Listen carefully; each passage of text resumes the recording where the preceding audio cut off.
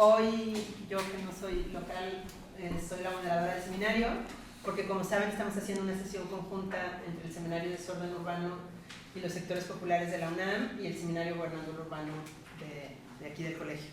Entonces, pues me da mucho gusto recibir en el seminario al doctor Sergio Montero Muñoz, que viene de la Universidad del Centro Interdisciplinario de Estudios del Desarrollo de la Universidad de los Andes en Colombia. ¿Sí lo dije bien, verdad? Sí.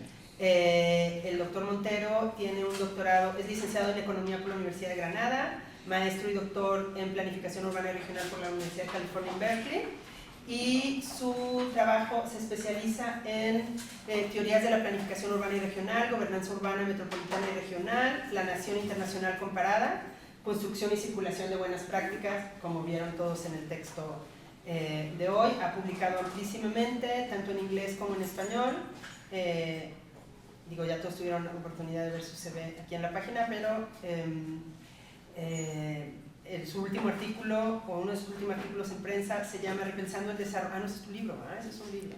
Ese es un libro. Sí, bueno, un libro en prensa se llama Repensando el Desarrollo Económico Local desde Colombia. Ese es publicado por la Universidad de los Andes, pero quería leer los artículos.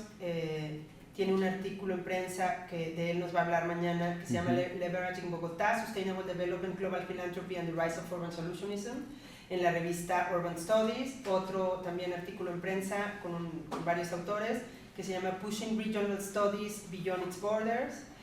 Tiene un artículo sobre, el doctor Montero trabajó sobre Guadalajara, sobre la adopción en políticas públicas de movilidad en Guadalajara, y ahí tiene un artículo en coautoría con Oscar Sosa López, que se llama Expert Citizens Producing and Contesting Sustainable Mobility Policy in Mexican Cities, en el Journal of Transport Geography, y tiene muchos más artículos que no voy a leer para quitar el tiempo. No.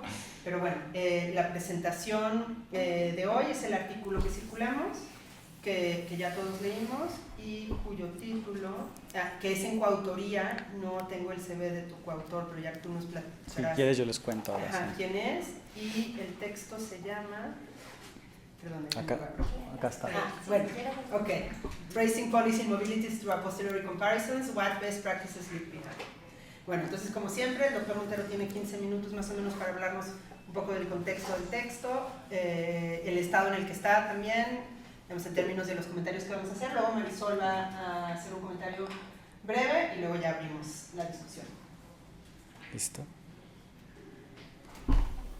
Bueno, muy bien, pues gracias Alejandra por invitarme, estoy encantado de venir a México, siempre me encanta venir. Yo les estaba contando, viví en Guadalajara un tiempo, ahora vivo en Colombia, en Bogotá, y mi investigación, pues como habrán visto en este artículo, esto es parte de, aunque este es un artículo nuevo, que por eso les circulé aquí, porque era algo lo que estoy trabajando, y pues me vendría muy bien también como pues, comentarios sobre el mismo, pero digamos es parte basado en lo que fue mi investigación doctoral en Berkeley, como de 2010 a 2015, donde yo estudié la construcción y circulación de Bogotá como un modelo de transporte sostenible. Y digo modelo entre comillas porque digamos hay también un desfase entre la imagen global que circula de Bogotá y la percepción local del mismo, ¿no? Pero justamente eso es lo que a mí me interesaba entender, cómo ciertas políticas públicas de planeación urbana en particular, pero en general políticas, se convierten en buenas prácticas o en modelos, y cómo esa construcción ayuda a la vez a legitimar ciertas políticas frente a otras, pero también a empoderar a ciertos actores frente a otros, y también a intervenir en dinámicas de gobernanza urbana con, digamos, la legitimidad que da esa noción de buenas prácticas.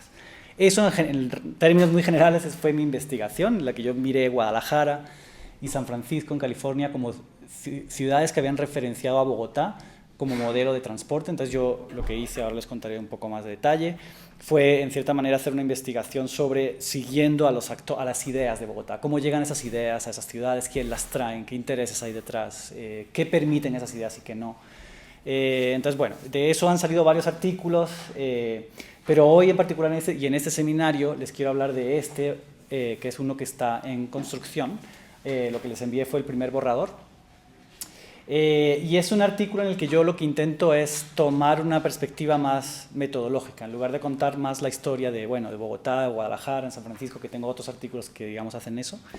Aquí lo que yo quería era un poco entender o entrar en el debate sobre comparaciones entre ciudades y cómo esta noción de seguir las ideas que circulan o las políticas que circulan nos pueden ayudar a pensar en cómo comparar ciudades o fenómenos urbanos, que no son necesariamente siempre ciudades. Entonces, bueno, este artículo es un artículo en coautoría con Gianpaolo Baiocchi, que es un profesor, es sociólogo, es profesor en NYU y él ha trabajado mucho sobre la circulación de Porto Alegre como modelo de presupuesto participativo. Entonces ahora les contaré más la historia de cómo surge este paper, pero la idea era justamente coincidimos, nos conocimos, vimos que nuestras investigaciones, a pesar de venir y de no conocernos de nada, de haber hecho las investigaciones totalmente, digamos, por cada uno por su parte, había muchos puntos de encuentro. Entonces nos pareció interesante cómo podíamos pensar nuestros proyectos juntos y cómo pensarlos juntos generaba otro tipo también de lecturas de los datos. Entonces ahora les cuento más sobre esto. Entonces, bueno, este debate sobre las comparaciones, sobre cómo usar la movilidad de políticas y de conocimiento, surge un poco también dentro de otro debate en el que a mí me interesa, en el que también he estado inmerso en los últimos años, que es esta idea de teorizar desde las ciudades del sur, ¿no? Es un debate que ya lleva, digamos que ya no es tan emergente, ya digamos hay pues 10 años desde que Ananya Roy publicó un artículo en Regional Studies que se llamaba New Geographies of Theory, pero antes de eso también Jennifer Robinson, una geógrafa, también había hecho un poco la crítica a la teoría de la ciudad global de Saskia Sassen, diciendo que necesitábamos pensar en las ciudades off the global city map, ¿no? Como cómo pensar las ciudades que no son las típicas que uno siempre piensa en planeación urbana, que son las ciudades del norte, ¿no? Como Madrid, Barcelona, Nueva York, Londres, ¿no?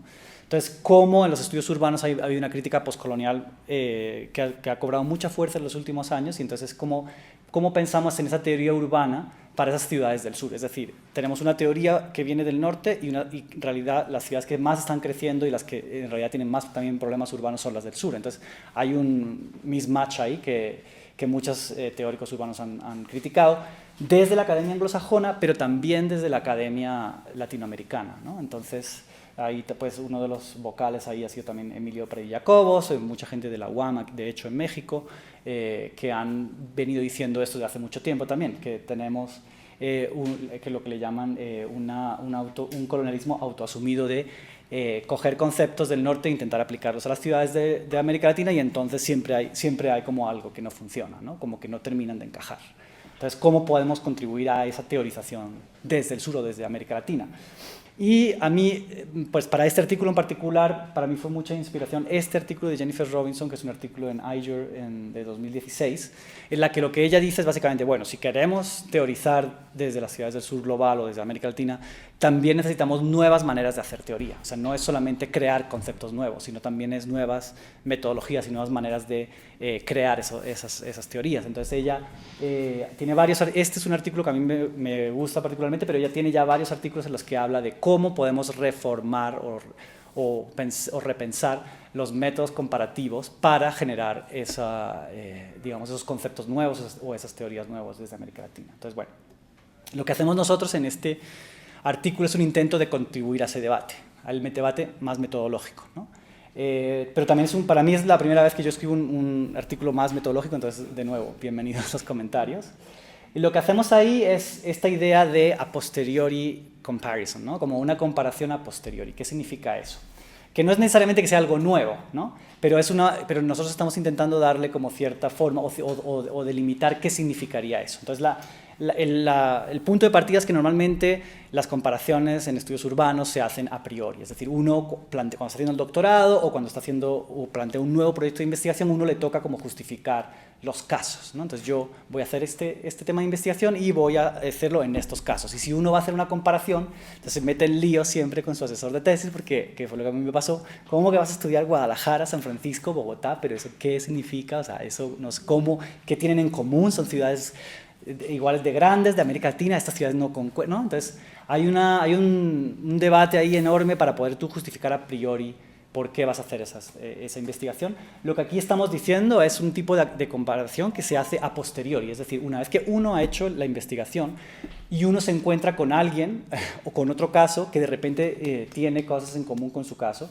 entonces se abre la posibilidad de hacer una comparación a pesar de que esos casos nunca han sido o no fueron pensados como una comparación desde el principio, ¿no? Entonces fue el caso que pasó con Gianpaolo y yo. Entonces yo estudié Bogotá por mi cuenta, con mis ciudades, el Porto Alegre por su cuenta, pero de repente nos encontramos y vemos que hay una capacidad o hay un momento ahí de articular, de que la comparación entre Porto Alegre y Bogotá, y realmente no es Porto Alegre ni Bogotá, es la circulación de ambas ciudades como modelos, puede generar unas conclusiones más fuertes que si lo hacemos como el caso solo. Bueno, esa es la idea del a posteriori en lugar de a priori. La otra es que siempre empezar de las paradojas. Esta idea de que la teoría viene del norte y cuando uno la adapta al sur global o a América Latina, entonces siempre hay como, es que América Latina no, o sea, es que la ciudad no es una ciudad global, no es una ciudad no sé qué, no es una ciudad no sé qué. ¿No? Siempre casi que los estudios urbanos acaban siendo en América Latina sobre las paradojas que la ciudad latinoamericana no alcanza a ser lo que sí alcanza a ser la otra teoría, ¿no? Entonces, esas paradojas nos parecen interesantes. Lo que nos parece interesante también es justamente empezar de esas paradojas. En lugar de que la paradoja sea el final o la conclusión, es justamente empezar por esas paradojas y a partir de las paradojas reformular entonces la teoría. Entonces es una comparación que no solamente busca lo empírico, sino que también busca reformular a partir de esas paradojas la teoría. Otra cosa que es característica de esta idea o de este método comparativo sería...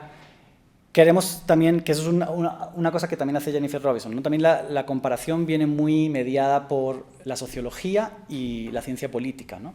Y hay unos métodos muy particulares de hacer comparaciones en los que hay que controlar la diferencia, ¿no? Entonces uno coge un caso que tiene todo igual, pero hay una cosita que es diferente, entonces lo compara con otra ciudad que todo es igual, pero excepto esa otra cosita, entonces esa cosita diferente es lo que se compara.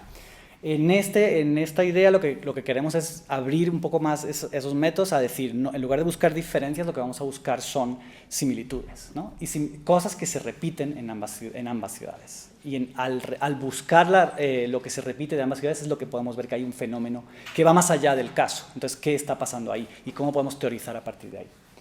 Y finalmente, la otra característica es que esto todavía no lo tengo muy claro, la verdad, cómo llamarlo, o no lo tenemos muy claro, que es esta idea de que también hemos visto que muchas de las comparaciones, y eso a mí me pasa con mis estudiantes, pero también me pasa cuando voy a conferencias como LASA o muchas conferencias de América Latina, en la que hay comparaciones de ciudades latinoamericanas, pero que se basan en lo empírico, ¿no? Que la comparación acaba siendo, en la Ciudad de México pasa esto y en Lima pasa lo otro.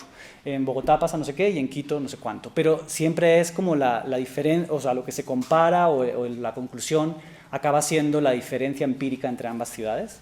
Y lo que nos interesa a nosotros de esta comparación es cómo la comparación entre ambas ciudades o procesos urbanos puede generar conceptos o teorías, pero tampoco, aquí es donde vi la parte que no tengo tan clara todavía, pero es esta idea del mid-range theorizing que me gusta, ¿no? Que tampoco es la idea ahora repensar la teoría urbana o inventarse la gran teoría a partir de una comparación, sino a veces es tan simple como inventarse o a partir de la comparación pensar en un concepto particular que te permite explicar eso y que a lo mejor ese concepto le puede luego a otras personas servir para explicar sus casos, ¿no?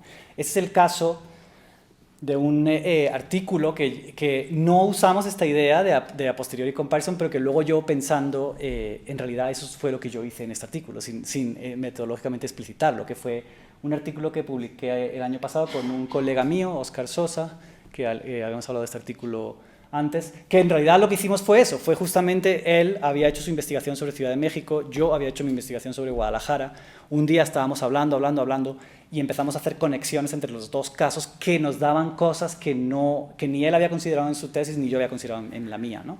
Entonces, justamente al poner dos casos a dialogar que no habían sido pensados como casos de comparación, generó un concepto abstracto que es esta idea de expert citizen, ¿no? Que con eso nos referimos a entidades tipo ITDP, bueno, algunas ONGs que juegan ese doble rol, como que a veces son los expertos técnicos, pero a veces se ponen de parte de los ciudadanos, ¿no? Ese concepto surgió justo de esas conversaciones entre Oscar y yo, ¿no? Entonces como que veíamos que había algo así en ITDP, en su caso de ITDP en México, y en mi caso de esta ONG en Guadalajara que se llama Colectivo Ecologista Jalisco. Entonces lo que hicimos fue comparar esas dos organizaciones y ver qué prácticas comunes estaban haciendo. Y de nuevo, el énfasis no era, en Ciudad de México pasó esto y en Guadalajara lo otro, sino, bueno, cómo a partir de lo que está pasando tanto en Guadalajara como en Ciudad de México podemos abstraer y crear ese concepto, pero también como cuáles son las prácticas de ese tipo de actor que interviene en política urbana, ¿no? Entonces, digamos que a mí por eso pongo aquí que el método no necesariamente es nada nuevo, no es inventar la rueda, pero sí es como explicitar cosas que creemos que puede ser útil a la hora de que alguien quiera hacer esto y sea como una especie de guía metodológica sobre cómo hacerlo. Y que además contribuya, de nuevo, a este debate de cómo teorizar desde la ciudad latinoamericana, no solamente cómo comparar empíricamente. Bueno, entonces eso pues creo que en temas de planeación urbana es un momento interesante en América Latina, pues porque hay como muchos modelos. Y aquí viene ya el otro debate en el que yo entro, ¿no? Que es la idea de la creación de modelos, ¿no? Urbanos. Entonces, cómo América Latina ha pasado de ser el receptor, el que copiaba todo lo que venía de Europa o de Estados Unidos en términos urbanos, porque lo bueno era parecerse a Londres o a Nueva York o a Barcelona, a generar una serie de modelos que se empiezan a replicar entre ciudades latinoamericanas, ¿no? Entonces ahora todos quieren replicar la ciclovía de Bogotá o el metrocable de Medellín o el BRT que se hizo en Curitiba al principio, luego en Bogotá o los presupuestos, ¿no? Como las ciudades latinoamericanas están empezando a producir también buenas prácticas y esas buenas prácticas empiezan a circular. Entonces, bueno, les quiero contar un poco cómo surge, no sé cómo voy de tiempo, pero bueno, la idea esta de comparar Bogotá con Porto Alegre surge en un seminario en Nueva York al que Gianpaolo Baiocchi me invita, que no nos conocíamos hasta entonces ahí empezamos a ver esas similitudes y ahí es donde empezamos a decidir, bueno, deberíamos hacer algo conjunto para comparar qué pasó en Bogotá y qué pasó en Porto Alegre, porque hay similitudes. ¿Cuáles son esas similitudes? Bueno, entonces, en el caso de Bogotá, y si les interesa, yo mañana daré una charla en la UNAM en donde hablaré como con más detalle de eso, pero bueno, para darle un poquito de idea sobre mi investigación, es un poco, a mí lo que me interesó es cómo se construye este imaginario nuevo, global de Bogotá, ¿no? Una ciudad que era percibida como ciudad de la inseguridad, del narcotráfico, a ser percibida como una ciudad, sobre todo en círculos de planeación urbana, como modelo de BRT, de políticas de bicicletas, y cómo aumenta también, cómo se usa Bogotá para una expansión global en la réplica de políticas de BRT. Bueno, los que no saben que BRT es Bus Rapid Transit, que es el equivalente a Metrobús en el DF, en Transmilenio en Bogotá.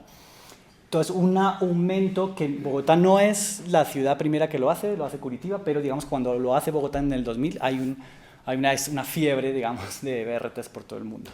Lo mismo pasa con Ciclovía, que es el programa dominical que tiene Bogotá, de 7 de la mañana a 2 de la tarde, las calles que son para carros se dejan para bicicletas.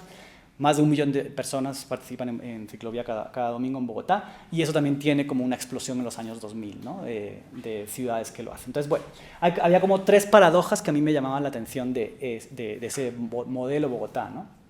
Uno es que ni BRT ni Ciclovía son nuevos, ambas son políticas que empezaron en los 70, BRT el 73 en Curitiba, curiosamente en el 73 también, en el 74, perdón, Ciclovía en Bogotá, pero es en los 2000 que tienen como esa expansión global. Entonces, ¿por qué? ¿Qué pasa en los 2000 que de repente esto explota?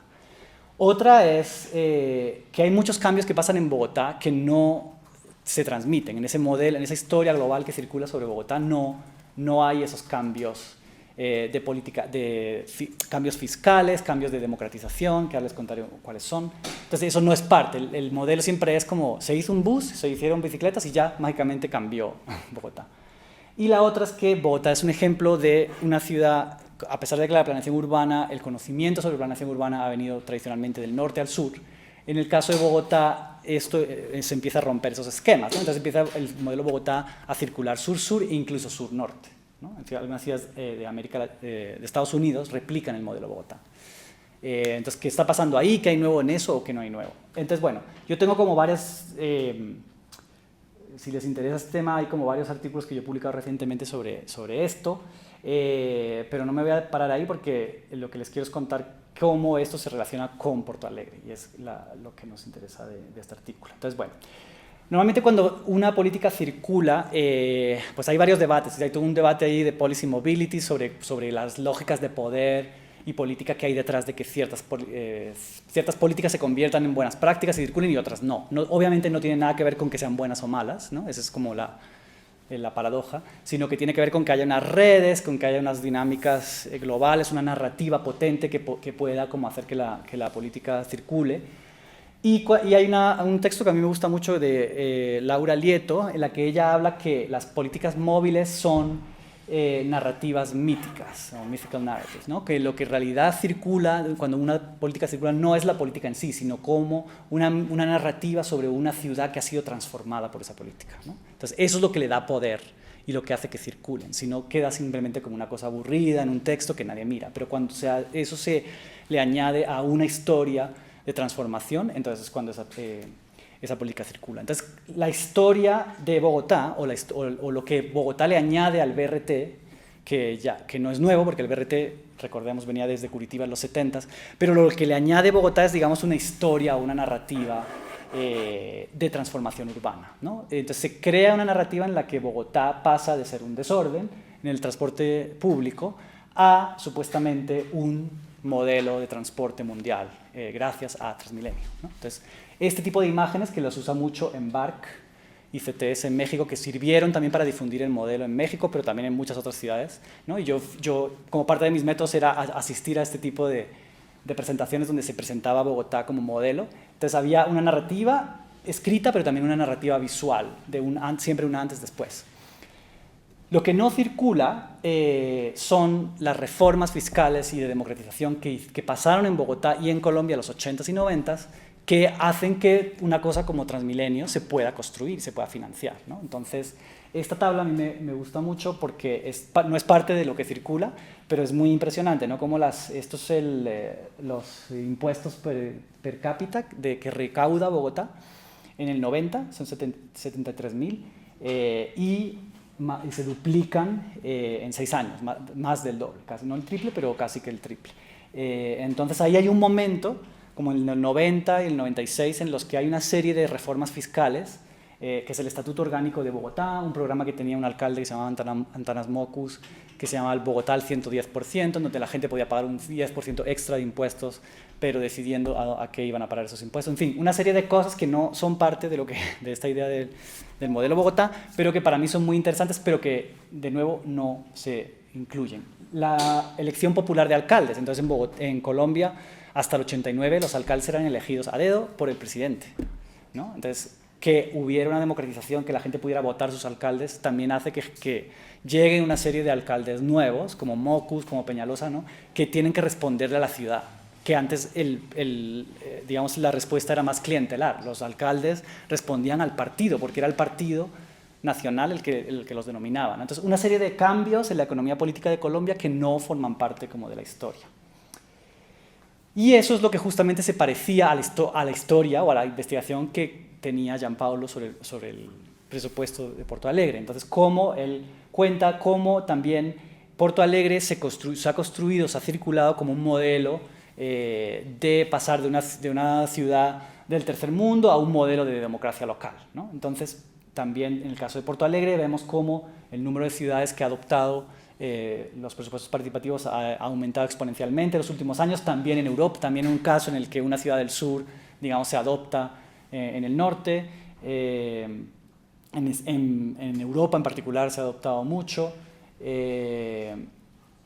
pero ¿qué es lo que circula? Y esa es la crítica un poco que tenía Gianpaolo, ¿no? Entonces, lo que circula como este modelo, Porto Alegre al final queda reducido a un sistema de metodologías de participación, es decir, hacer una reunión y cómo participar en la reunión, cuando en realidad eso no es lo que ha investigado y escrito Gianpaolo sobre Porto Alegre, sino como un experimento de democracia radical, de realmente un partido de la izquierda que en un momento toma el poder en Porto Alegre e intenta hacer unos experimentos de democracia mucho más radical de lo que había, unas reformas fiscales que aumentan, o sea, Porto Alegre pasa de tener déficits fiscales a tener superávits fiscales, también como en 5 o 6 años, en fin, una serie de reformas fiscales y administrativas y democráticas que hacen que la ciudad tenga dinero para hacer una cosa como el presupuesto participativo. Entonces, no es solamente que se innovaron métodos participativos, es que también se innovaron fondos que hacer cosas con esa participación, ¿no? Como esto era parte de un proyecto político mucho más grande, ¿no? O sea, era una parte de, no era el objetivo en sí. Mientras que el modelito que circula sobre Porto Alegre ahora pareciera que esa metodología es el objetivo en sí, que haya participación y que se decida de manera participativa. Entonces, bueno, para terminar y no alargarme demasiado, un poco lo que permite esta idea de la comparación a posteriori, ¿no? Entonces, al poner en comparación el caso de la circulación de Bogotá como modelo y la circulación de Porto Alegre como modelo, aunque son modelos diferentes, lo que nos dice son varias cosas, ¿no? Esta idea de repeated instances, ¿no? En lugar de concentrarme en, bueno, qué se diferencian entre dos, lo que quiero intentar en este paper es ver en qué coinciden los dos para ver qué nos dice eso sobre unos circuitos globales más amplios de conocimiento o de poder también, ¿no? A nivel global. Entonces, uno es esta idea de policy immobilities, ¿no? De cómo hay unas movilidades de política, entonces Transmilenio, ciclovía, en las metodologías de participación, pero a la vez que se mueven esas políticas es lo que le llamamos en ese paper institutional immobilities, ¿no? Entonces, los cambios institucionales que dan lugar o que permiten que esas políticas tengan éxito en primer lugar, no circulan, ¿no? Entonces, es como la crítica a la best practices porque como que se despega una serie de políticas de lo institucional que ha hecho que esa política tenga éxito en primer lugar. Entonces, eso es como común en ambos casos. Unas prácticas de simplificación, ¿no? Entonces, como también hace falta, para que esa idea circule, hace falta una narrativa simple, ¿no? del cambio. Entonces, que Bogotá cambió porque tuvimos buses y bicicletas, o que Porto Alegre, porque hubo unas metodologías participativas. Entonces, como esa simplificación, esa historia, es parte fundamental de que ese modelo circule.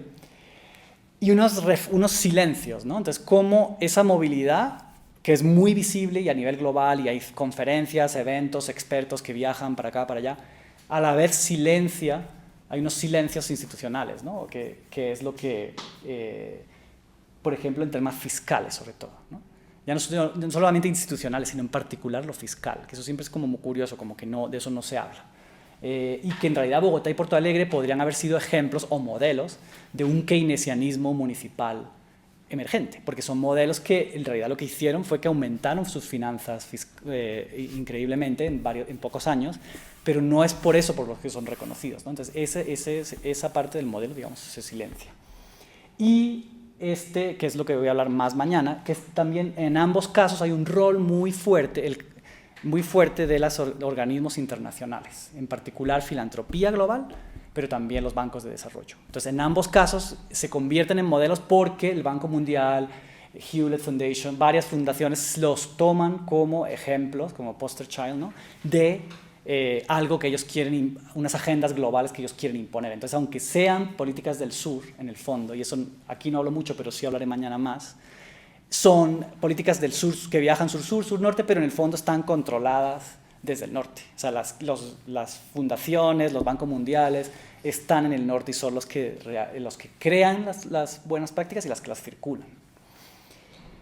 Eso es como, bueno, lo que, digamos, permitiría este método en la práctica, pues analizar de estas dos. Digamos, lo que tiene este paper de un poco de locura es eso, es que hay tanto o queremos tener una contribución tanto metodológica de cómo dar detalles de cómo sería esa metodología de a posteriori comparisons, pero a la vez también aplicamos esa metodología para estos dos casos y entonces salen como ciertos hallazgos, ¿no?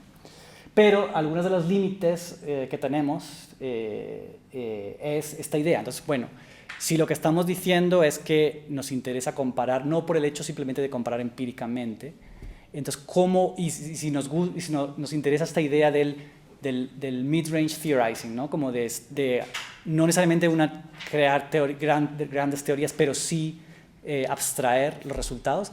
Entonces, ¿cuál es la abstracción de aquí, ¿no? La abstracción es esta idea del policy immobilities, o la abstracción sería esta idea de los silencios.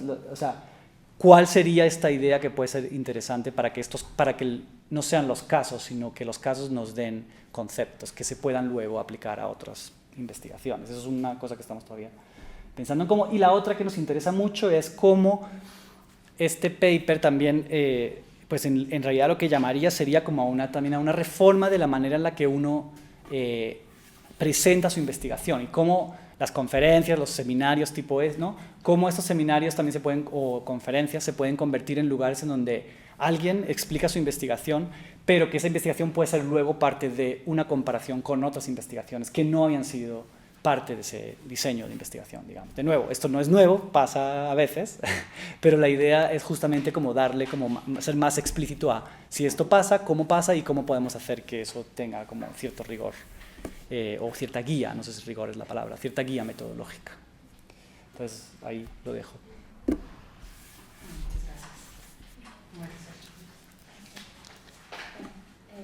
Muchas gracias por darme espacio para comentar.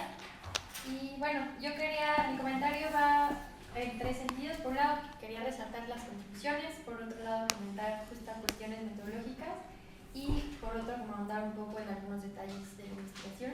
Entonces, bueno, en primer lugar, me parece que justo es una contribución metodológica muy interesante que se posiciona frente a las clásicas comparaciones de estudios urbanos. Y en ese sentido, pues eso implica como reconstituir el objeto de estudio de los estudios urbanos al dejar de mirar las ciudades y centrarse más bien como en los fenómenos y cómo poder entonces a partir de eso hacer comparaciones, ¿no? Y yo creo que en ese sentido se pueden comparar fenómenos tanto a distintas escalas como en distintos temas, que creo que es lo que sucede aquí, ¿no? O sea, lo que me pareció muy interesante fue poder ver la comparación de ciudades, pero también de temas, ¿no? O sea, de movilidad por un lado y de presupuesto participativo en otro, ¿no? También creo que sirve para repensar en esta escala analítica, que también creo que se puede hacer al interior de una misma ciudad, ¿no? Es decir, de políticas urbanas que no son lo mismo en la misma ciudad, ¿no? Entonces, como romper me parece que esa es una gran contribución. Una aportación que creo que no está tan explícita en el artículo es también romper como con estas visiones normativas de las comparaciones en los estudios urbanos. Creo que muchas veces sucede que las comparaciones se dan mucho en términos de medir efectividad, ¿no? Y justamente pensar pensar como ejemplo la competitividad urbana, ¿no? El comparar ciudades y hacer estudios de este tipo tiene que ver con quién es más efectivo, si resultó o no resultó, y aquí más bien creo que se trata de retratar la complejidad de un fenómeno que está pasando en varias ciudades. Entonces, en ese sentido creo que este enfoque nos ayuda a pensar en las prácticas de comparabilidad y para qué sirven, ¿no? Bueno, con respecto como a los puntos de discusión que yo quería traer, el primero tiene que ver justo con este marco de comparación a posteriori. Y bueno, una pregunta que pongo sobre la mesa es como de qué forma se logra trascender estas lecturas tradicionales de los estudios urbanos en tu trabajo. Revisando, o sea, creo que tú hablas de esta cuestión de trascender estas categorías de análisis colonialistas de ciudad norte-sur, demás, y yo no estoy muy segura si en este caso se logra precisamente por eso, porque al final me da la impresión que las ciudades siguen siendo, o sea, más o menos comparables si lo pensamos en el enfoque tradicional, ¿no? Creo que más bien la forma en la que se logra trascender como estas categorías tiene que ver más con los temas, justamente el atreverse a no comparar, o sea, aunque son ciudades, digamos, sur-sur, no sé, lo que se logra es hacer una comparación a partir del fenómeno de cómo se movilizan estas políticas, ¿no? Y bueno, también creo que es importante distinguir dos momentos, o sea, en esta aproximación metodológica, dos momentos analíticos para hablar de comparaciones a posteriores, porque creo que por una parte, cuando tú hablas de comparación a posteriores te refieres a la selección de casos, ¿no? Y ese es un momento analítico, cuando se seleccionan los casos para comparar, pero otra cosa me parece que tiene que ver como con la misma práctica de comparación, es decir, o sea, creo que es necesario aclarar si este método a posteriori tiene que ver solo con comparar después de que se terminaron las investigaciones y cómo escoger ese momento analítico, o si más bien justo tiene que ver con este ir y venir de los fenómenos, de ir al pasado, o sea, las prácticas del pasado y del presente, y no solamente decir que se hizo a posteriori porque se hizo una vez terminada una investigación. Bueno, ese es un comentario con respecto a eso. Luego en el texto que nos compartiste hay una vinculación con la perspectiva de los estudios en ciencia y tecnología y sobre la unidad de análisis. Sobre eso quería hacer un comentario, ¿no? Y como igual poner sobre la mesa y hacer precisiones. En el texto tú nos dices, o bueno, ustedes nos dicen que no es suficiente hablar de movilidad, transferencia o difusión, sino hablar también de las formas en las que circulan y se traducen las ideas y cómo esto se transforma, ¿no? Y retomas a Latour y como el trabajo que ellos hacen. Y bueno, esto lo relacionan ustedes con o sea, de cómo estas políticas se volvieron atractivas, y el objeto de análisis es este proceso de construcción y circulación de una política como best practice, ¿no? Yo me pregunto cuál fue realmente el objetivo central vinculándolo con esto, es decir, el objetivo de la comparación. Creo que yo veo ahí tres, o sea, me parece que ustedes dicen que es visibilizar lo que no se movilizó, pero en realidad ustedes están hablando de todo un proceso de circulación y de construcción de políticas, no solamente lo que no se movilizó. ¿No? Entonces, por un lado habría que ver, o sea, si se trata de comparar para ver lo que no se movió en el contexto de las buenas prácticas, que está en el artículo, si se trató de ver qué es lo que sí se movió, que yo creo que está ahí, pero justo creo que en esto no se expuso tanto como la Carmita de eso que sí se movió. Y tenía también una pregunta, o sea, de ver si esta circulación, o sea, o mirar esta circulación de políticas se centra solamente en términos narrativos, es decir, los discursos que se dijeron, o si también se va a tratar de mirar, o sea, que un poco lo hacen ustedes al ver las cifras de lo que se gastó y demás, como en términos ejecutivos, ¿no? Entonces, yo tal vez, o sea, mi comentario va en el sentido de que creo que sería bueno articular entre la construcción, la circulación y la no circulación de una política, ¿no?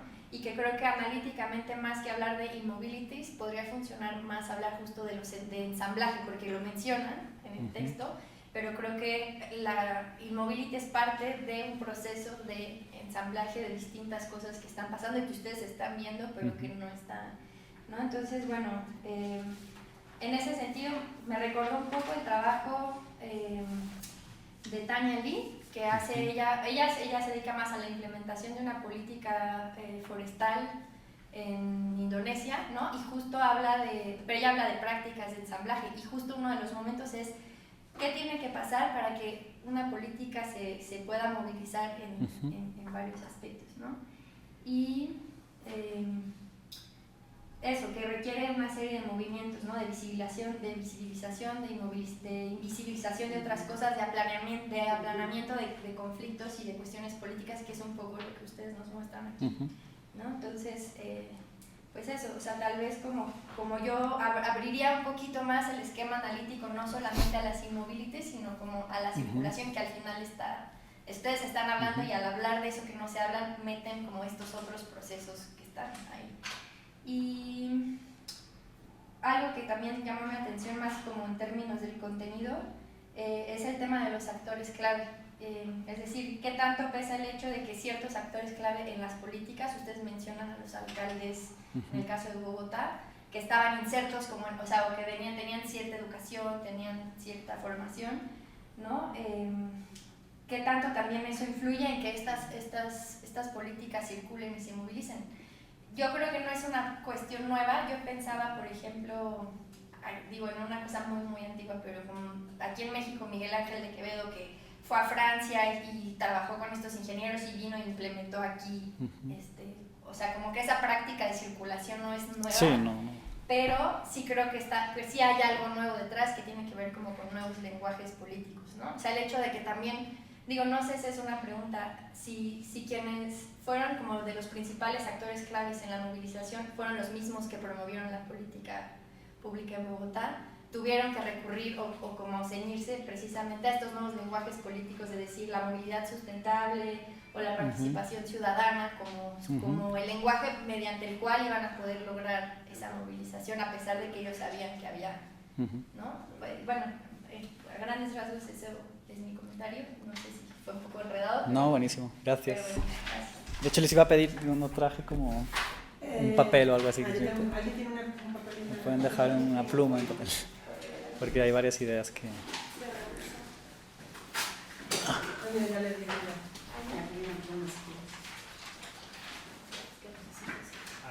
¿Quieres responder o hacemos una ronda? Pues, a ver, déjame porque quiero responder como a dos cositas.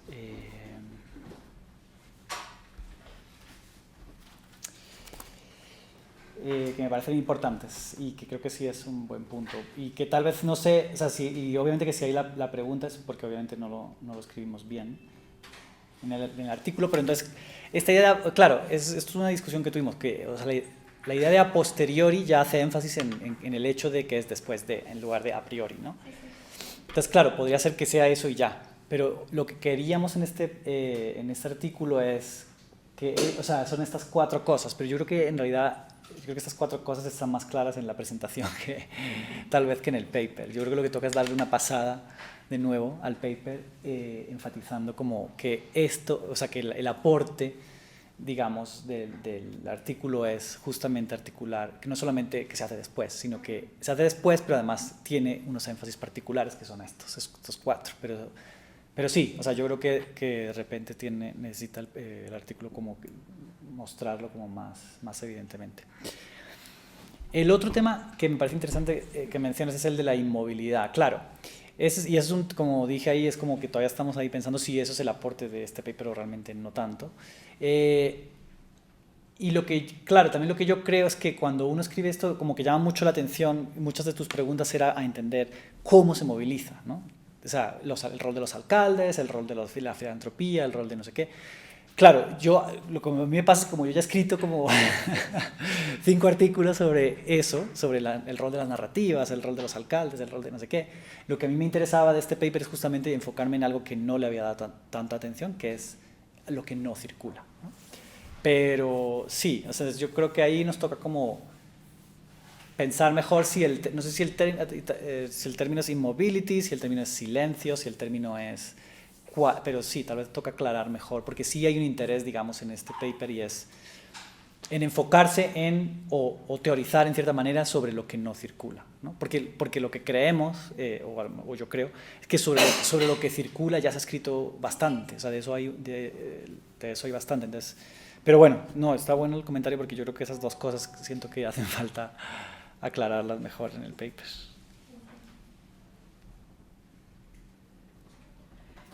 Perdón. ¿tú querías? No, vas tú. Muchas gracias, me gustó mucho tu artículo. Y en efecto, yo no lo había, estos puntos me quedan más claros, ahora, los 4 sí. acá, si los mencionas y demás, pero no lo había pensado desde el punto de vista tan metodológico, ¿no? Como los presentas acá. Y se me ocurre que, o sea, la idea de best practice ya en sí es una idea a posteriori, es decir, ya se eliminó, es una valoración que ya es a posteriori, ya se eliminaron del discurso una infinidad de complicaciones al hacerse best practice. Ya se define como best practice y en automático se borra cualquier complejidad, error y demás, porque por esa la naturaleza misma del best practice. Entonces yo no sé si, pensando en este mid-range theory, si parte de... perdón, es que estoy tratando de articular algo coherente mientras hablo. Yo no sé si el invisibilizar la complejidad local es justamente ese mid-range theory. O sea, tú lo que estás diciendo es que se invisibilizaron un montón de cosas que fueron necesarias para que surgiera esto que después se llamó best practice o que llegó como best practice. Y yo no sé si posiblemente un mid-range, una manera de, digamos, de articularlo muy empírico, es cómo se van reduciendo las cosas, cómo lo local deja de importar, porque tiene que dejar de importar para ser best practice número 1 y luego para circular.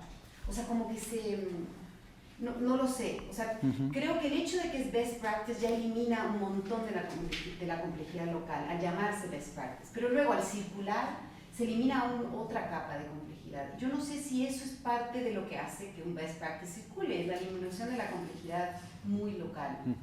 que en el caso tuyo se manifiesta en las reformas administrativas, fiscales, que le dieron Claro. vida y posibilidad a todo esto.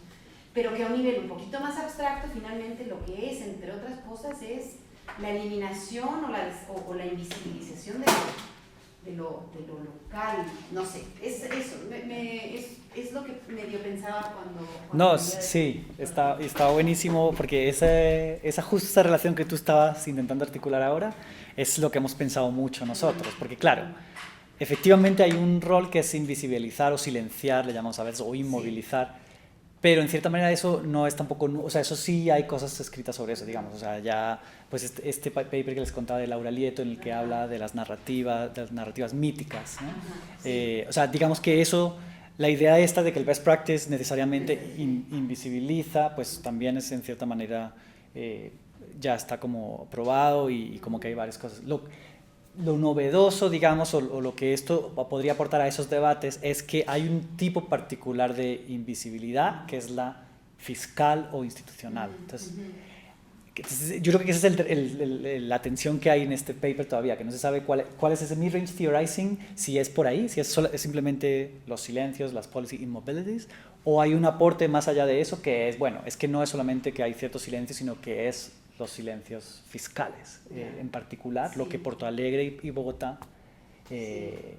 porque si fuera solo y también es la potencia, Claro. creo yo, de la comparación, porque si fuera solo Bogotá, pues es que Sí, en claro. Bogotá pasó eso, pero ya al poner como dos casos, que además inicialmente pues no necesariamente los habíamos escogido por eso, y ver que los dos pasa lo mismo, ahí es donde vemos que hay algo pero ahí es donde yo creo que toca como pensar bien. Sí. Pero yo creo que va por ahí, como algo de invisibilizar, pero que tiene que ver con lo fiscal o lo institucional. Bueno, y la otra discusión es lo fiscal o es lo institucional, que también pues Pero implica. es que están muy de Claro, pero digamos institucional es más grande, fiscal es más específico.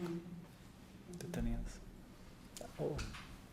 Siguiendo un poco esta idea, me gustó mucho tu paper también, y siguiendo esa idea de los silencios y de lo que no se mueve, yo creo que es,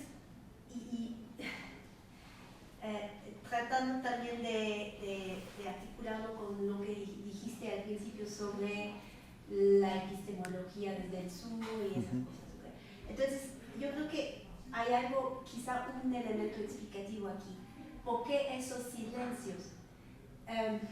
Es justamente, lo podríamos de manera radical interpretarlo como otro proyecto colonial también, porque no se puede desde el sur circular cosas institucionales, no puede ser un modelo, ¿no? Desde el punto de vista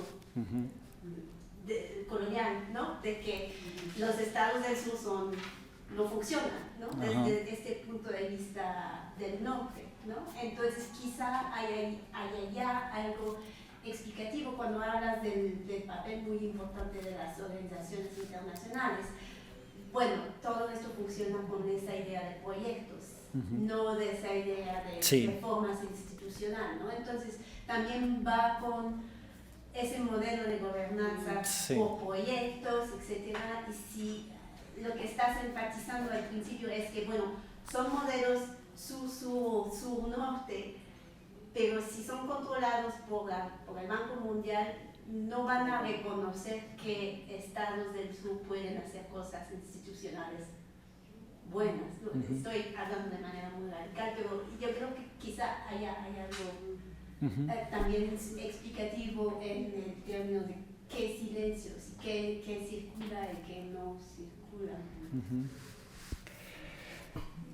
Sí, yo creo que hay algo de esta manera de gobernanza de proyectos y entonces tiene que ser como un proyectito que se pueda replicar. Y es de la filantropía también, que de nuevo, eso voy a hablar más en la charla de mañana, que es como la manera en la que la filantropía y cada vez más los bancos de desarrollo también funcionan, porque además la filantropía cada vez los bancos de desarrollo cada vez dependen más de la filantropía, entonces la filantropía también cada vez más impone sus métodos de funcionar y es como la idea de los indicadores, los proyectos, qué es lo que podemos probar, que en la gala de fin de año la fundación no sé qué logró disminuir los gases de efecto invernadero en 3%, bien, ¿no? Como esa lógica de que todo sea medible y de que se pueda presentar como que contribuyó tal. Entonces, y eso tiene mucho que ver con que sean estos proyectos, entonces que Transmilenio, por ejemplo, hay un tema clave que es cuando Transmilenio recibe una certificación en la que se puede calcular cuánto contribuye, el kilómetro de Transmilenio de BRT contribuye a disminuir los gases invernaderos en no sé cuántos porcentaje.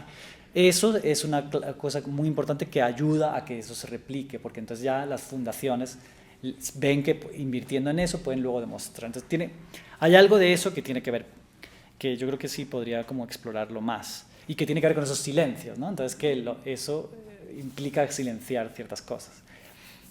Ahora, lo de que el sur, que esto sea un proyecto colonial en el que el sur no puede ser modelo, pues podría ser, pero ¿quién pensaría que el sur iba a ser tampoco modelo de transporte, ¿no? O sea, como quién iba a pensar que México iba a traer a colombianos a arreglar sus sistemas de transporte, ¿no? Y de hecho eso causa polémica. Yo tengo entrevistas en las que hay como mexicanos diciendo, pero ¿qué es esto de traer a colombianos aquí a que nos...? Y de hecho por ejemplo, el primer director del BRT de Guadalajara fue un colombiano. O sea, hay como los colombianos y los brasileños fueron como una mafia de consultores de transporte que estuvieron... Entonces, y eso se toleró, creó fricciones, pero finalmente pasó, porque hay otra lógica que sí es colonial, que es la idea de que ya no está bien visto que el Banco Mundial mande ingenieros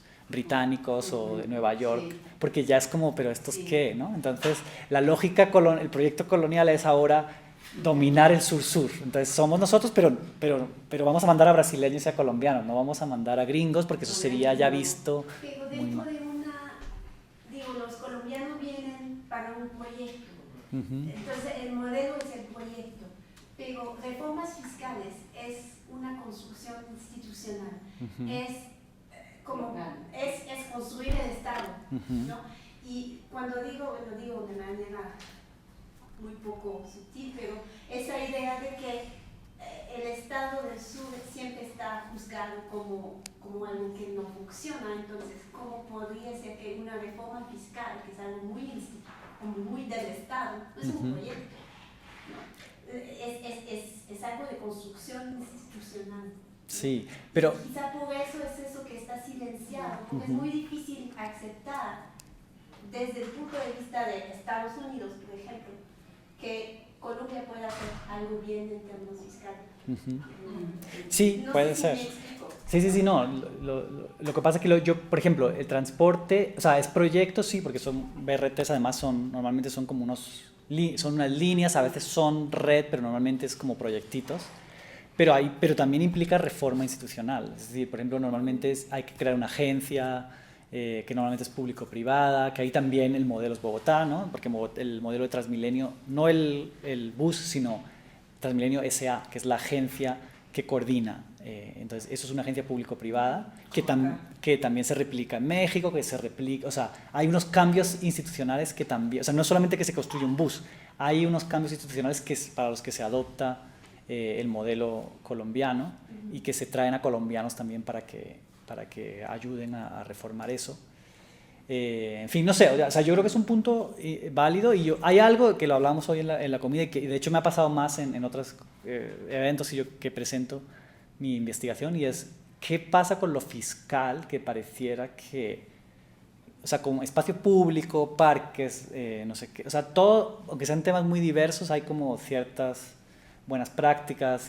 Hay algo de lo fiscal que es diferente, no sé, pero me gustaría como... Sí, pues yo quería puntualizar sobre eso, porque a mí eso fue lo que más me llamó la atención, digamos, en términos empíricos, como decir, claro, por eso no funciona acá, porque aquí no han hecho reforma fiscal, es decir, no hay dinero para reformar el transporte público, el Metrobús ha hecho un desastre, porque, digamos, entonces en términos pero también en términos, me parece, como de conceptualización, es importantísimo que son reformas fiscales lo que permite eso.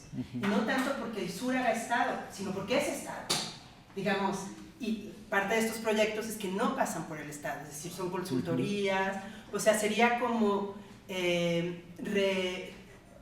reconocer un papel de un Estado fuerte y un Estado redistributivo, porque eso es la política fiscal, que no embona con el discurso de las buenas prácticas y de la movilidad sustentable. Para mí eso es una cosa que no sé si no enfatizan porque quieren ser políticamente correctos o porque no lo tienen claro. Porque yo cuando leía decía, a ver, en ningún momento me están hablando de cuál es la posición política de estos alcaldes y de estos. El caso de Bogotá lo conozco menos en términos de, digamos, de la posición política, pero el caso de Porto Alegre, en sus orígenes, resonó con la izquierda latinoamericana radical, no con la izquierda que lo retoma, digamos. Era un proyecto profundamente radical del Partido del Trabajo que llegó por fin al poder. En antropología se escribieron y eso se silencia. O sea, es decir, no es cualquier cosa, es un proyecto radical de izquierda, de taxación o de gravamen, y entonces yo creo que eso es lo que hay que teorizar, es decir, que se encuentren en los dos casos, porque si solo fuera Curitiba dices, bueno, efectivamente pues eran unos izquierdosos ahí, pero los gobiernos de Bogotá tampoco era, digamos, la izquierda radical de Porto Alegre, pero sí era una especie de centroizquierda, ¿no? Que, es decir, lo que es interesante es que, o sea, yo creo que habría que ver la particularidad, o sea, para mí ese mid-range theory no se puede despegar de la particularidad, pero sí reflexionar. Es decir, lo que a mí me parece interesante aquí es que es un proyecto radical de izquierda y un proyecto más o menos de centro, pero que está basado en un proyecto de fortalecimiento del Estado y solo a partir de ahí pueden hacer una política pública. Lo que se silencia es eso. Y entonces creo que habría que pensar, digamos, en lenguajes políticos, o sea, en lo que sí es inteligible en los, digamos, internacionalmente hablando, porque no se va a hacer un cablebús en la Ciudad de México, aunque ahorita por un problema de justicia social, se va a hacer un cablebús por resolver un problema de transporte y de movilidad, ¿sí me explico? O sea, digamos, y es importantísimo cómo se dicen las cosas, cómo se hacen los diagnósticos. Si los diagnósticos son de falta de orden, de falta de sustentabilidad, hay un lenguaje posible. Si los diagnósticos son de injusticia, desigualdad, pues el lenguaje es otro. Y entonces ahí el lenguaje redistributivo sería muy fuerte. Pero en este ámbito internacional ese lenguaje redistributivo no cabe, no puede caber, pues. ¿Sí me explico? Porque implica justamente, porque pensaba mucho en Swingerboom, está despolitizado, pues, o sea, es como una sí, podría conectarse política. con ese discurso. O sea, yo sí pensaba mucho en eso. Aquí hay porque obviamente a mí como antropóloga me dan muchas ganas de ver, pues, cómo fueron todos, o sea, qué negociaciones, qué conflictos, qué actores se tuvieron que reacomodar para que eso pudiera pasar. Porque hacer una política fiscal en una ciudad latinoamericana no debe ser nada fácil tampoco, pues hay intereses, pensándolo desde México, o sea, no me puedo imaginar a Claudia Sala, nuestra alcaldesa, ahorita salir y decir si les vamos a cobrar la tenencia. ¿Sabes? O sea, tendría que haber un trabajo político enorme para poder hacer esas reformas fiscales. Eso también se silencia, no solo también del artículo, que está bien, porque ese no es el objetivo, pero lo que yo pensaba es que hay un trabajo político que, claro, cuando esto circula, está completamente despolitizado. O sea, lo que hay es, pues eso, lo que tú hablas del solucionismo. Para mí por ahí viene la contribución, pues, porque de alguna manera me parece que muchos de los estudios urbanos replican esto es decir, como por ejemplo Verónica tiene un artículo muy bonito en que dice, bueno, hace 20 años se gobernaba la calle, no el espacio público, eso no existía. Como un objeto de gobierno el espacio público no existía, lo que existía la calle implica una serie de conflictividades que son muy distintas al espacio público. O sea, el lenguaje político es parte también de digamos, de la forma en que el Estado, los actores identifican problemas y los resuelven. Y creo que para mí eso es lo que se silencia y sí tiene que ver con formas de nombrar la desigualdad, o sea, para mí la taxación es redistribución y eso implica un horizonte político distinto a no hablar de taxación. Eso por un lado. Y por otro lado, una cosa que también me llama la atención, y yendo a lo de Julián, también pensándolo desde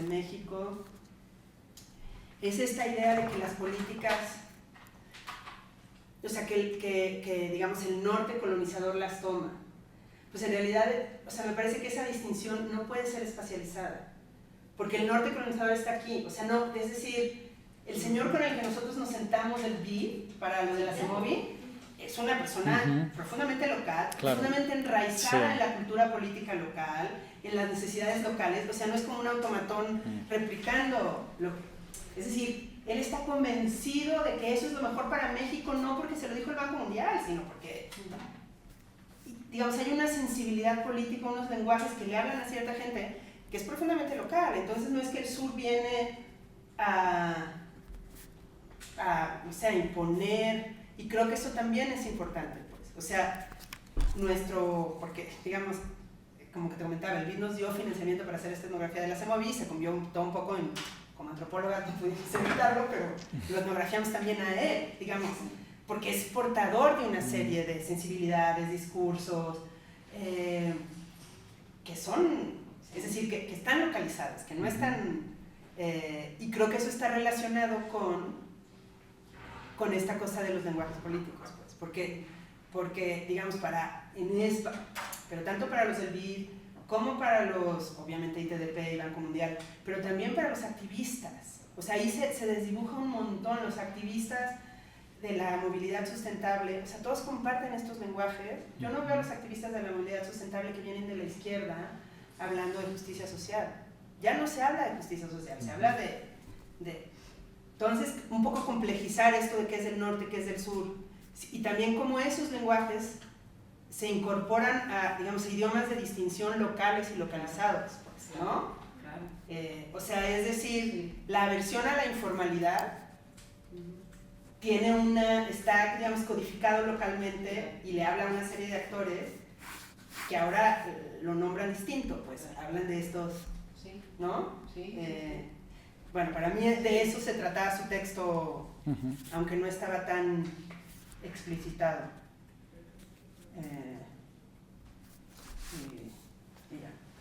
Y la otra cosa, perdón, también, o sea, también pensando desde, digamos, desde una antropología que pretende teorizar, o sea, como los antropólogos con los que yo me formé hablan de embedded theory, no mid-range theory, pero, o sea, digamos, no hacemos descripciones, no contamos cuentos, pero nuestra manera de conceptualizar está profundamente imbricada con, digamos, realidades materiales. Entonces, desde la antropología, eso es lo que hacemos. O sea, uno va a hacer una investigación y luego dice, ay, pues mira, aquí hay un tema, ¿no? O sea, entonces, digamos, yo sé que ese debate ni el artículo va a estar en la antropología, pero de alguna manera están también hablando como de una cosa más inductiva, ¿no? En el que es, entonces no sé si a posteriori es como lo más poderoso que pueden usar en términos metodológicos, pues, sino más bien, pues, o sea, dejar un poco que los casos nos desestabilicen nuestras, ¿no? O sea, que destabilicen nuestras preconcepciones y nos inviten a pensar distinto, que eso es un poco lo que están diciendo, pero no sé si a posteriori es lo que lo captura tanto, ¿no? O sea, no me pareció tan seductor el término. Entendiendo lo que quieren hacer, ¿sí me explicó? Que me parece mucho más, es decir, me parece una contribución muy importante, que no sé si se captura, o a lo mejor definir mejor lo a posteriori. Sí, yo creo que, bueno, es parte de que no está bien, yo creo que no está bien definido todavía. Exacto. Y pues, sí. No, pero a ver, varias cosas, porque me parece interesante lo que dices. Y bueno, primero, en esta la relación entre lo fiscal y las buenas prácticas, pues es que, pero uno podría pensar que que esto también se podría convertir en buena práctica, ¿no? Porque uno hizo, Curitiba hizo, o Porto Alegre hizo tal y tal y tal reforma, pues eso son reformas que uno podría decir, pues esas reformas, claro, podrían hacerlas ustedes también en no sé dónde, y no lo logran, ¿no? Entonces no creo que sea tanto que lo fiscal no está disasociado de la buena práctica, pero sí tiene que ver con lo segundo que tú dices, que es que se silencian ciertas cosas y otras no. Entonces yo creo que ahí es donde está el nodo, que también es lo que tú decías, ¿no? Es como el nodo del aporte que podría hacer este paper y de lo interesante de la comparación. Y yo creo que esto, más allá, y una manera de verlos como tú dices, ¿no? Entonces, se está silenciando dos, o sea, mirar hacia atrás, mirar hacia el pasado para ver lo que se silencia, que yo creo que no va por ahí, porque claro, sí, en el caso de Porto Alegre es un proyecto de democracia radical, en el caso de Bogotá no, en el caso de Bogotá son como unos alcaldes ilustrados que aparecen en los 90s, Mocus, Peñalosa, no sé quién, y son en el fondo unos personajes como intelectuales o pseudo, ¿no? Como que mesías ilustrados, hombres blancos además, ¿no?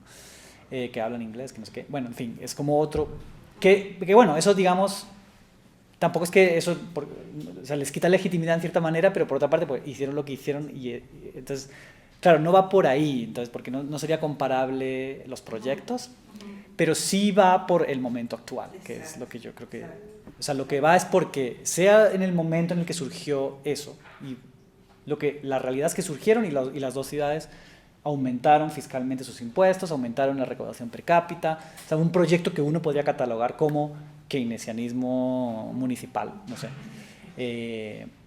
El caso es que no se ve como eso. ¿Por qué no se ve como eso? Y eso creo que tiene que ver con lo que tú dices, como que en el momento actual no, y también como en el momento actual de proyectos, no te permite, es el momento actual además de la sostenibilidad y entonces es el momento de eso, que es otro tema que no lo tocamos aquí, yo sí lo toco más en la charla de mañana, que es también esta noción de sostenibilidad, que por eso surge en los 2000, ¿no? Que de nuevo no es el objetivo de este paper, pero también hay una razón por la que esos dos, Bogotá despega en los 2000, y es esta idea de la sostenibilidad, pero como una versión light de sostenibilidad en la que es participación, pero participación también light, entonces son metodologías participativas, proyectitos, parquímetros, no sé cuánto, pero solamente en este barrio, ¿no? Como tiene que ver con este momento, que es lo que hace que solo miremos ciertos aspectos. Entonces por ahí... Aquí, por ejemplo, en transporte se habla de sostenibilidad financiera. O sea, ¿cómo le vamos a hacer para que esto sea sosteniblemente, financieramente sostenible? Entonces, que si quién va a invertir, que si no, pero sí, no se habla mucho de impuestos, pues eso sí, no, o sea, es como... No, además todo se tiene que montar de manera que se financie a sí mismo, ¿no? Entonces esta lógica de las asociaciones público-privadas también es como para que se hace un proyecto pero que no genere nuevo gasto, ¿no? Que el proyecto mismo se... Entonces eso creo que tiene que ver, yo creo que por ahí va, o sea, ahí estamos como definiéndolo y de hecho me ayuda mucho como verbalizarlo porque creo que estamos como más o menos de acuerdo que va por ahí el aporte. Y luego hay otro que es esto, que es tu último comentario, que también toca ver bien. Sí, lo de a posteriori vemos, pues a ver si se queda con ese nombre o si se queda con ese nombre, pero con mucho énfasis de que no es solo el hecho de a posteriori, sino que tiene un énfasis de esta idea del mid-range theorizing, que de nuevo, que tampoco me termina de convencer esa idea de mid-range theorizing, y luego te voy a pedir a estos autores de Embedded Theory, porque me parece interesante conectarlo. Pero es ese tipo de conversación que queremos usar, como la idea, y para mí de hecho, pues es un poco el libro de Teresa Caldeira, que es antropóloga, City of Walls, ¿no? Justamente eso, como que para mí me parece muy potente cómo uno hace una etnografía de una ciudad con todo el detalle, un libro así de grande, pero en el fondo lo interesante de ese libro es el aporte de esta noción de City of Walls, ¿no? Que es Sao Paulo, pero que en el fondo a uno le sirve, como cuando yo fui a Sudáfrica por primera vez hace 2 años, y era como Johannesburgo, era como City of Walls, ¿no? Como este tipo de conceptos que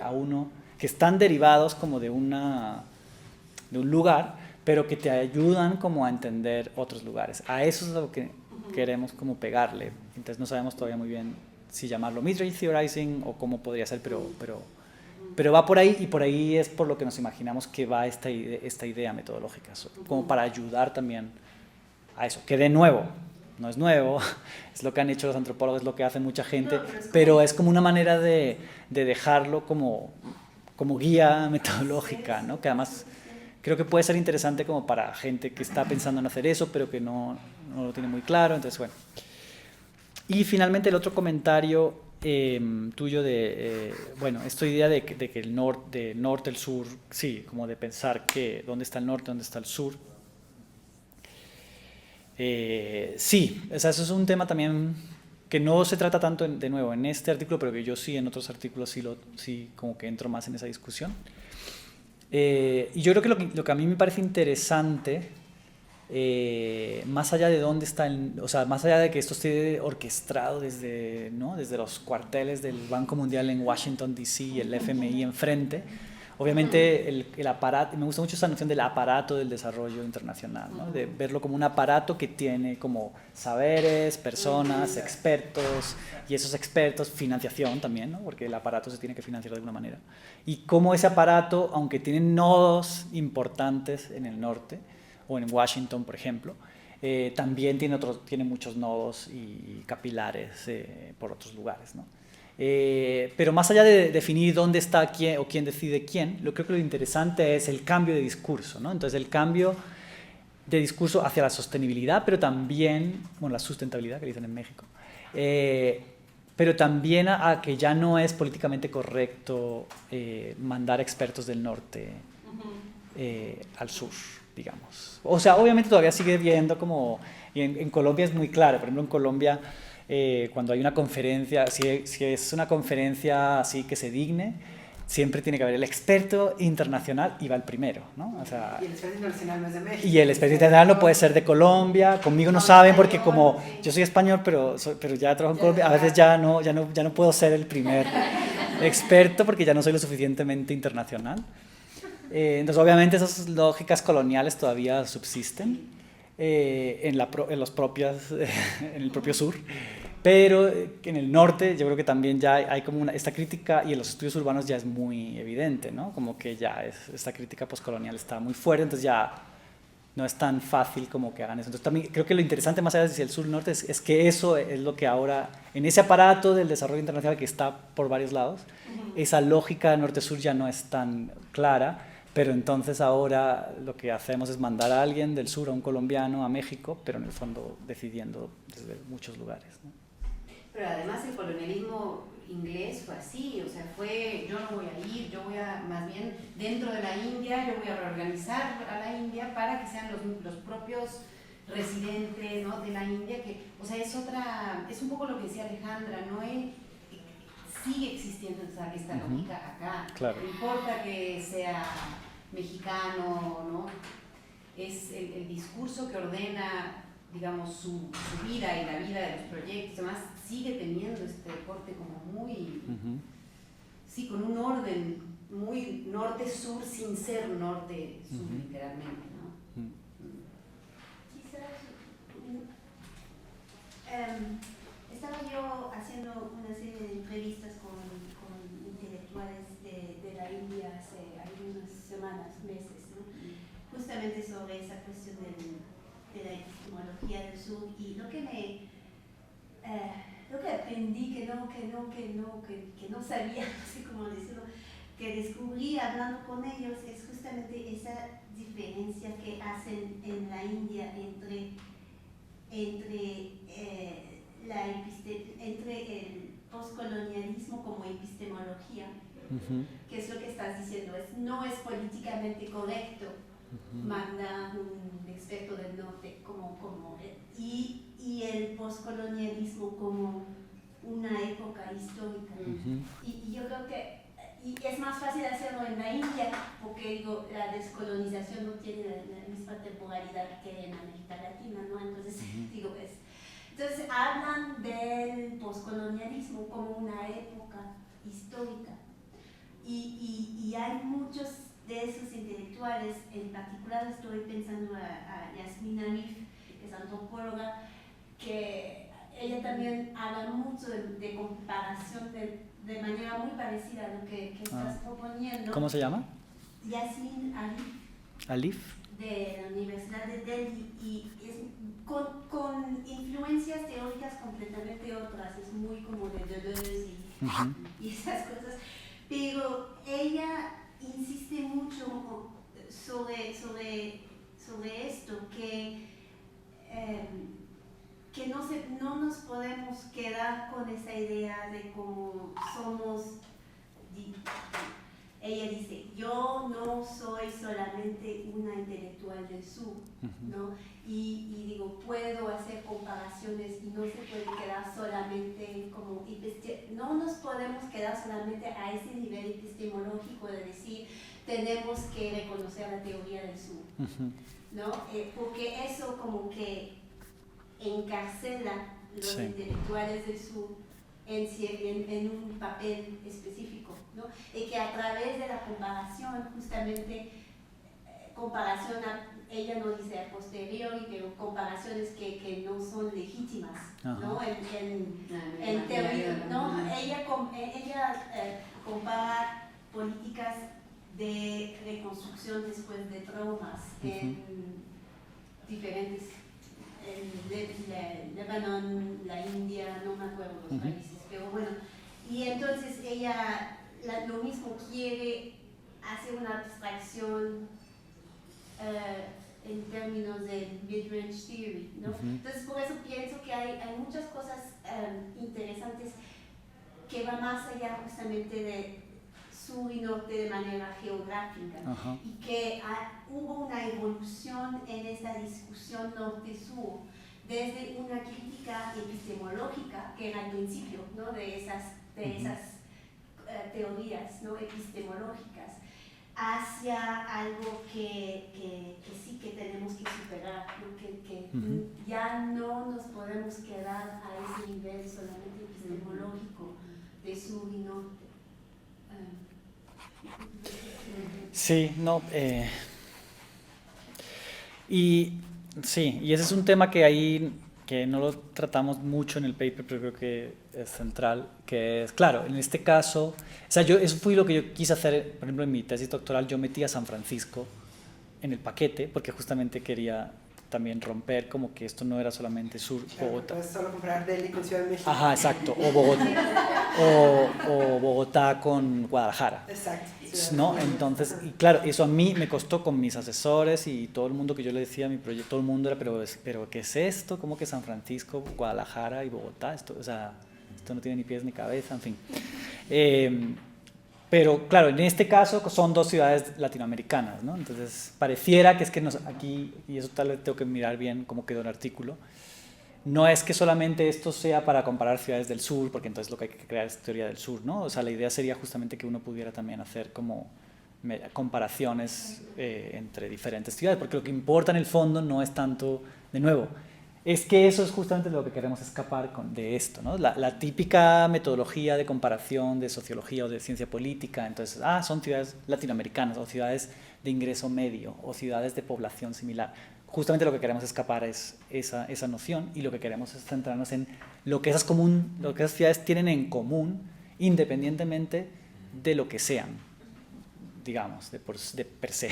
Porque lo que importa es el proceso, también es como esos procesos, ¿no? Entonces eso es como lo que permite debería permitir esta metodología. Pero sí. Vicente, y luego Marisol. Bueno, no, mío era así dos comentarios como, o sea, que creo que justo eso se podría resolver haciendo énfasis no en lo posterior, sino en la práctica de comparación, ¿no? Que eso creo que sí está muy en el artículo, solo que no le llaman así, ¿no? O sea, yo creo que toda esta lista de cosas que tú tienes refiere más bien a la práctica de comparación y de pensar, más que en conceptos como decir immobilities, son los conceptos que se están operando en realidad, tienen que ver con prácticas, procesos, fenómenos, ¿no? O sea, poder comparar eso para a partir de ahí generar estos otros conceptos que pueden o no, o sea, como immobilities o como, ¿no?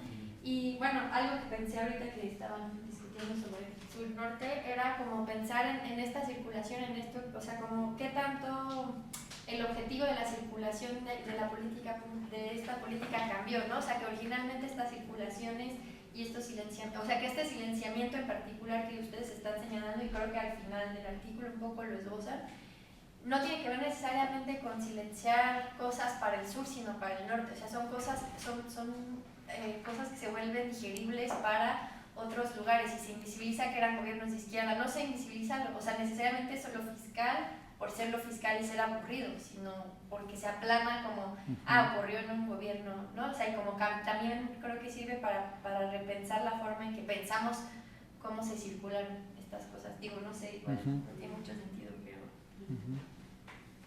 Vicente. Gracias. Y todos los temas, lo explico, yo veo varios temas y todo me parece, o sea, los que alcancé a ver, que bueno, sí me aclaró también, porque sí me aclaró mucho esta... Sí. Pero los que encajaron de todo me parecían así muy estimulantes para pensar muchas cosas. A mí se me hace muy interesante el plantearse como un tema relevante para ser discutido e investigado. Me parece que vamos a tratar mañana, que es que en los construcciones de narrativa hay unas casi consustancial, hay una silenciación de otras cosas, una invisibilización de otras cosas. Y ese doble proceso, ese proceso que tiene ese doble componente o efecto, me parece interesante interrogarlo. Y interrogarlo primero sobre si es producto de una acción intencionada o no. Me parece una primera pregunta que ustedes como que entre líneas la veo, como que sí me parece relevante pensar que de alguna forma está aseverado que pareciera que es intencional. El invisibilizar, o sea, que al visibilizar una cosa se invisibiliza otra. Incluso me pareciera que la invisibilización es deliberada, pero yo creo que es una buena pregunta, ¿es deliberada? Y que entonces eso, hay un material en el trabajo ahí que ya permite esbozar algunos inicios de respuesta a la pregunta de si es deliberada. Pero a mí también me interesa cuando hablas entendiendo a los expertos y estos organismos, me parece que explorar la opción de que no lo sea puede hacer intervenir el papel y el rol de esos expertos organizados en grupos transnacionales o internacionales. Porque yo siempre tengo la curiosidad si ese proceso de invisibilización, más que ser deliberado, si no es producto simplemente de algo que se ocupa la sociología y la expertise, y es que los grupos son formados de una forma, el momento les orilla a poner el foco en algo y entonces a invisibilizar lo otro sin que sea deliberado, sino simplemente por ese concurso de la circunstancia que es la predominancia de una formación en esos momentos, o simplemente el momento de que hace 15 años estaba muy de moda ver las instituciones, lo fiscal y ahorita ya no, entonces pues se entran en eso. O también esa es una parte. Y la otra es si esa invisibilización no está también relacionada o puede ser explicada por el simple hecho de que del foco, es decir, quizá estamos hablando de las best practice y al lado, en la pecera de al lado, por mis indefiniciones disciplinarias, lo mismo asisto a proyectos internacionales de municipalistas que de derecho administrativo. Y estoy seguro que el derecho tributario comparado a nivel local da lugar a muchas mesas y debates. Yo creo que esa invisibilización es para los que estamos en urban studies, pero no es una invisibilización en términos generales. Pero ese fenómeno, si es que es cierto, porque solo intuitivamente lo he percibido, me parece que es muy interesante. Sí, que es parte de la sociología de la expertise y de algunas preguntas, no solo de la sociología de la expertise, sino del policy transfer, que de pronto se dejaron ahí y que yo creo que este es un trabajo que a mí me parece estimulante porque me acuerdo de esos.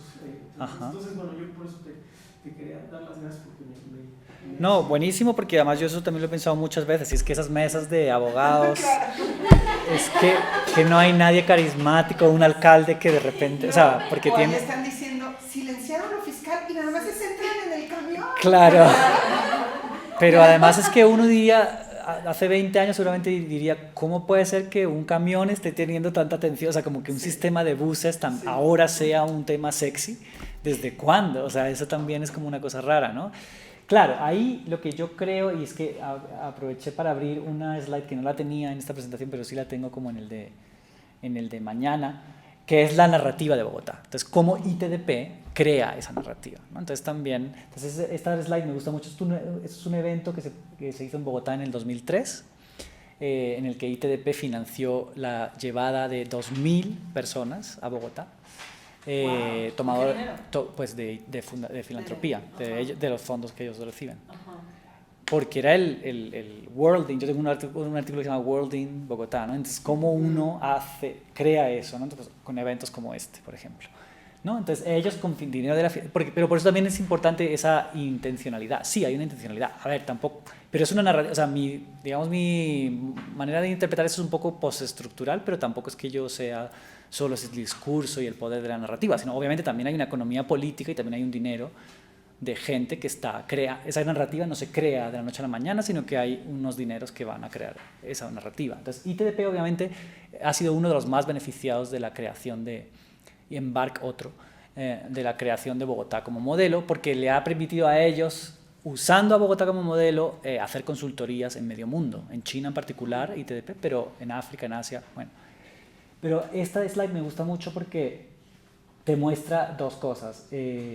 Cómo es la Urban Revolution que querían ellos compartir con el mundo, ¿no? Y esta es la narrativa, en un párrafo, ¿no?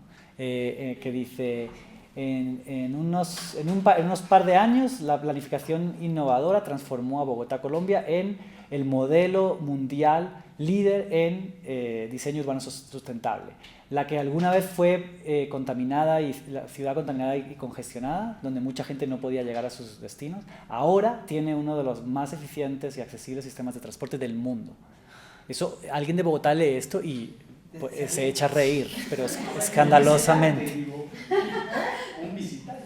Entonces, dice, este seminario permitirá a los visitantes internacionales, de muchos que vienen de ciudades con los mismos problemas que tenía. Además, todo es en pasado, como si Bogotá ya estuviera en una zona de después. Podrá witness these successes firsthand, ¿no? Que yo tengo otro artículo sobre este rol del experiential learning, ¿no? De cuando uno ve. Entonces, cómo le muestran, cómo esas delegaciones, que han ido miles de delegaciones a Bogotá, cómo se les muestra Transmilenio. Eso fue también mis métodos de participación, cómo participar en estos eventos. Entonces, cómo para que no vean todo lo claro, entonces se va a ciertas estaciones, a ciertas horas, que son las que se sabe que, pues claro, no hay hora pico, no hay, ¿no? Pero, entonces esa es la narrativa, ¿no? Es una narrativa muy potente, obviamente, y esa narrativa se asocia a una serie de cambios, ¿no? Entonces, la ciclovía, las ciclorrutas, Transmilenio. Entonces, estas 4 cositas hacen que Bogotá se transformó. Entonces, esto es lo sexy y lo que ha hecho que Bogotá haya producido miles y miles de réplicas, miles no, pero cientos y cientos de réplicas del sistema en todo el mundo, ¿no? Porque además es esta idea de la ciudad del tercer mundo que ahora es... sí, es muy entonces, si Bogotá lo hizo, ¿por qué no lo vas a...? Bogotá, guerra, sí, exacto. narco... Que luego se replicó con Medellín. ¿Qué quieres decir algo? Sí, pero el narcos no hubo en Bogotá. No, pero Una cosa fundamental es que yo creo que lo que tuvo que hacer el profesor Ugalde para poder hablar, para poder convertir palabras que son objetos en acciones, fue adjetivarlas.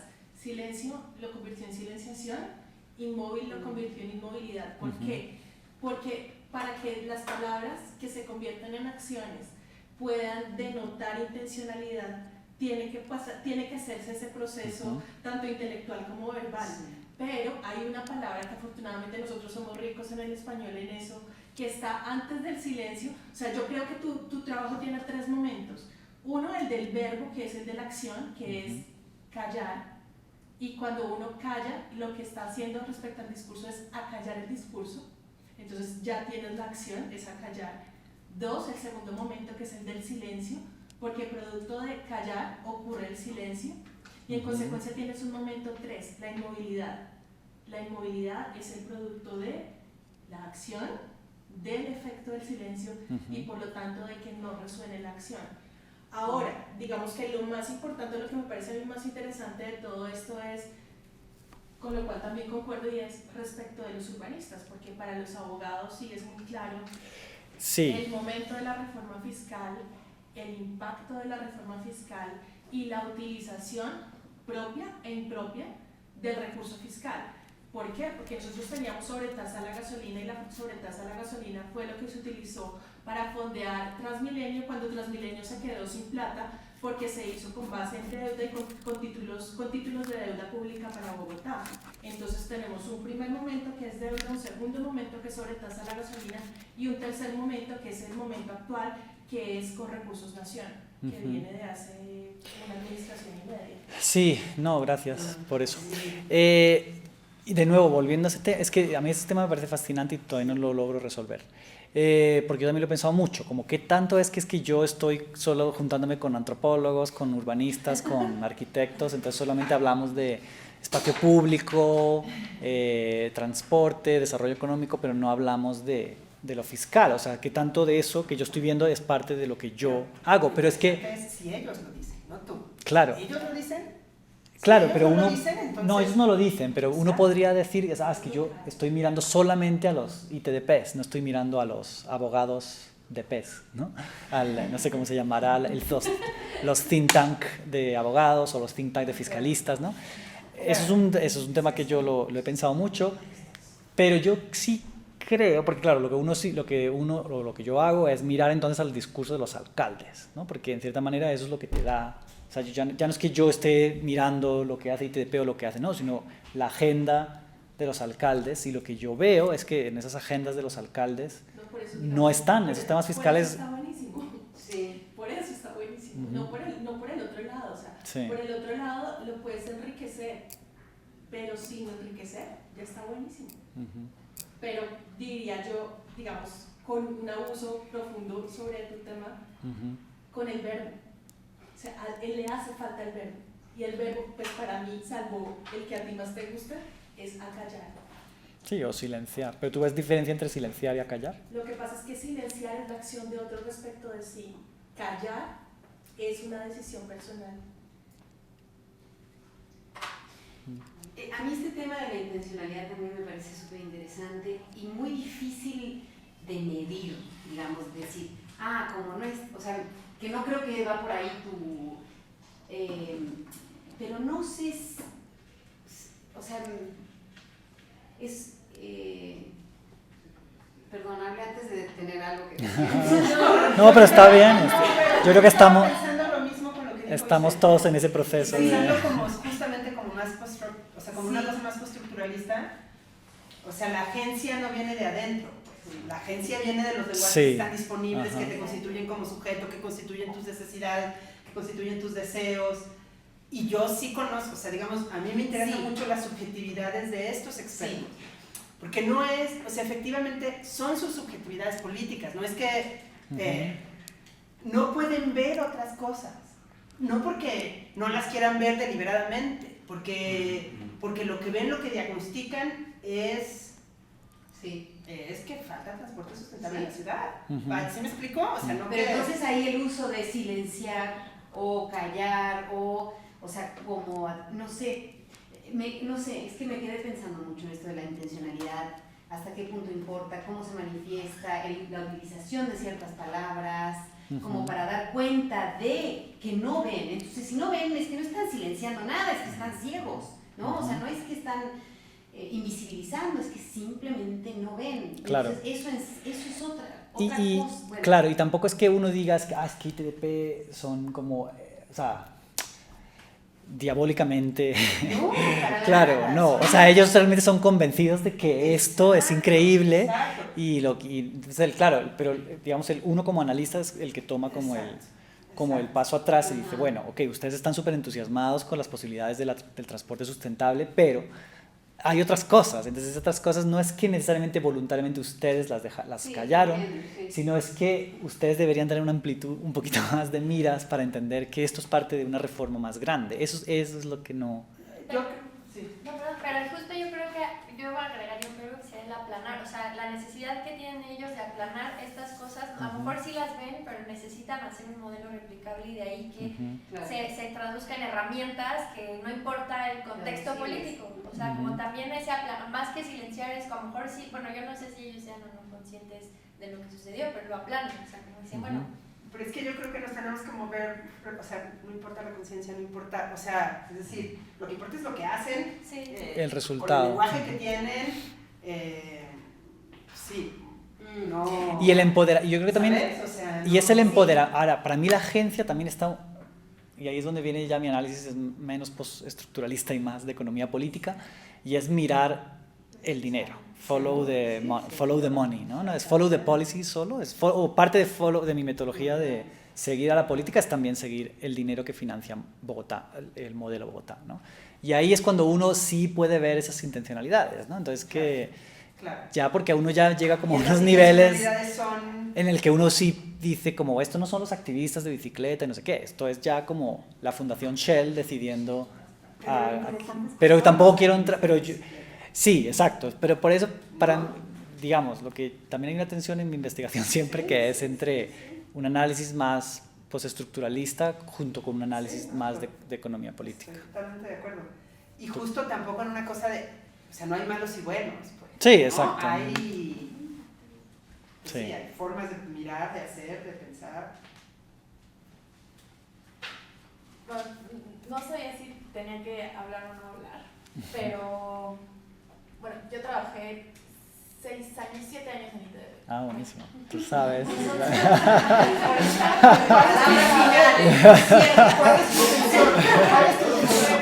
¿Por qué estás aquí? ¿Quién te invitó? No, ahora trabajo en la CEMOVI con Salvador Medina.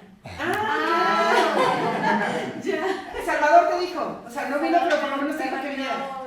Buenísimo. Ya la había visto en Twitter, porque te sigo en Twitter. Buenísimo. No, de todos modos, creo que desde una perspectiva bastante crítica bueno, yo fui generando durante mi tiempo en ITDP, básicamente la otra lámina como que le vas poniendo títulos o conceptos a cosas que yo ya un poco había empezado a pues un poco cuestionarme de como qué forma de hacer ciudad es esta. O sea, sí obedecemos a una agenda global, a una agenda que pues, financiaba ciertos tipos de proyectos que de fondo pues no son malos. Si hablamos de justicia social, porque el transporte público no es justicia social, claro que lo es, ¿no? Ofrecer las opciones de transporte más asequible, claro que lo son. Y entonces vienen temas como el lenguaje político que también adoptan los grupos ciclistas, también el colectivo el de Guadalajara, y hay otro de Ciudad para Todos que también es de Guadalajara, y que hablan de calle completa. Entonces ya te hablan de tecnicismos, de movilidad urbana sustentable, y justo en comparar ciudades, por ejemplo, a mí me tocó coordinar el ranking ciclociudades, ¿no? Las 30 ciudades de México más ciclistas. Sí. Y hay otro ranking de BRTs que hace ITDP. Sí, yo también lo hago. Y el TOD estándar también. Entonces, ¿El qué? El TOD, el estándar de desarrollo orientado al transporte. Y hay como que este tema de comparar y a qué ciudades le va bien y mal. Y entonces, ahora estando en CEMOVI, justo esta cosa que dicen que invisibilizan la complejidad local, veo lo complicado que es hacer una ciclovía. Y no me atreví a decirle a una ciudad, tú estás mal porque no construiste las 80 kilómetros que construyó la otra ciudad, ignorando que hay todo un... Pero ¿cómo les están tirando los activistas? Y ahora es como, no lo puedo, pero ¿qué están haciendo durante todo ese tiempo? Pero también, o sea, lo que mi reflexión va hacia, si no hablamos de ciudades tamaño Bogotá, Ciudad de México, Porto, ¿dónde más? En Río, Curitiba. Hay otras ciudades en México, chiquitas, si las comparas al tamaño de las ciudades de México, que probablemente sin todo sin ignorar todo este ensamblaje que va detrás, no harían esos proyectos. Que un alcalde, por ejemplo, se agarre de la bandera de movilidad urbana sustentable, puede hacer que en una ciudad chiquita como Culiacán implementen un sistema de bicicleta pública. Entonces, como que mi reflexión va entonces de qué forma estos procesos se pueden hacer en otras ciudades más pequeñas si no tienes todo el aparato del desarrollo internacional. ¿Quién les da ese financiamiento, esos lineamientos? ¿Cómo impulsa la política pública de transporte sustentable si no es con todo este escenario detrás? Además, pues es interesante porque yo tuve una de mis entrevistas fue con filántropo, con la filantropía que financia este tipo de cosas. Cuando hablas de filantropía, ¿te refieres a qué? Como a... Pues me refiero a Hewlett, sobre todo en México fue muy importante. O sea, como fundaciones Hewlett Foundation, privadas. Sí, como la Ford Foundation, Rockefeller Foundation, Shell Foundation. Todas las fundaciones son, pero en particular en transporte sustentable, Hewlett, pues los que financian ITDP y Embark, básicamente, son Hewlett. En particular yo entrevisté a muchos y hay otro que se llama Green Fund o algo así, bueno, no sé, pero que yo tuve una entrevista con ellos o no, yo creo que era Hewlett, de hecho. Era Hewlett, pero en San Francisco, ¿no? Y eso era también lo curioso de que San Francisco fuera uno de mis casos, y es que la sede... La ONG casi quiebra, porque nos quedamos sin la mayor parte del financiamiento. Se quedó sin Claro. Sí, porque mucho del financiamiento, era muy curioso eso también, mucho del financiamiento de los BRTs de México venía de Hewlett Foundation, que tenía sede en San Francisco, pero sin embargo Hewlett Foundation no dio ni un peso para el BRT de San Francisco. Entonces ellos se centraron, y una vez me explicaron esa lógica, y la lógica era la siguiente. Entonces ellos tuvieron una reunión de la fundación y decidieron, bueno, tenemos este dinero, ¿dónde podemos invertir este dinero para que dé un mayor impacto en disminuir los gases invernaderos? En ciudades grandes, contaminadas, de México y China, que son los países que tienen las ciudades peor del mundo. Entonces, si nos concentramos en invertirle a BRTs en esas ciudades, vamos a lograr que nuestro impacto sea mayor. Entonces, ellos decidieron ciudades grandes de México y China para sus programas. Por eso las ciudades pequeñas nunca fueron foco de atención. Pero tampoco ciudades... En fin, pero esta es un poco la lógica de la... Ese es el problema de la filantropía, yo creo. Cuando uno quiere sustituir sobre todo el Estado por la filantropía, pues la filantropía tiene como es muy selectiva y además va por temas. Entonces, ahora ya se pasó la moda de esto, entonces ahora ITP ya casi no tiene dinero. Entonces ese es el punto, ese es el problema de ¿Ya la... no tiene dinero? Pues ahora ya es otro tema, ya el desarrollo urbano sustentable, la plusvalía... Ya el BRT ya no es... Transporte no. No, pues hay varios Transporte, temas, pero dentro de otra lógica que ya no es y mucha más BRT. consultoría también, lo que mencionabas antes. O sea, ya también es una ONG, y no solo ITDP, y no solo aquí, sino también WRI, es una mix entre hacemos consultoría, porque pues también entre pues, financiamiento de ONG, Necesitan financiamiento. de privado. O sea, necesitan financiarse, pues. Sí, pues de alguna forma. O sea, y está bien, y no es que lo que hagan está... O sea, en el fondo, no, pues no es que sean el demonio, obviamente, que a mí me pasa a veces que es... O sea, dentro de... Sí.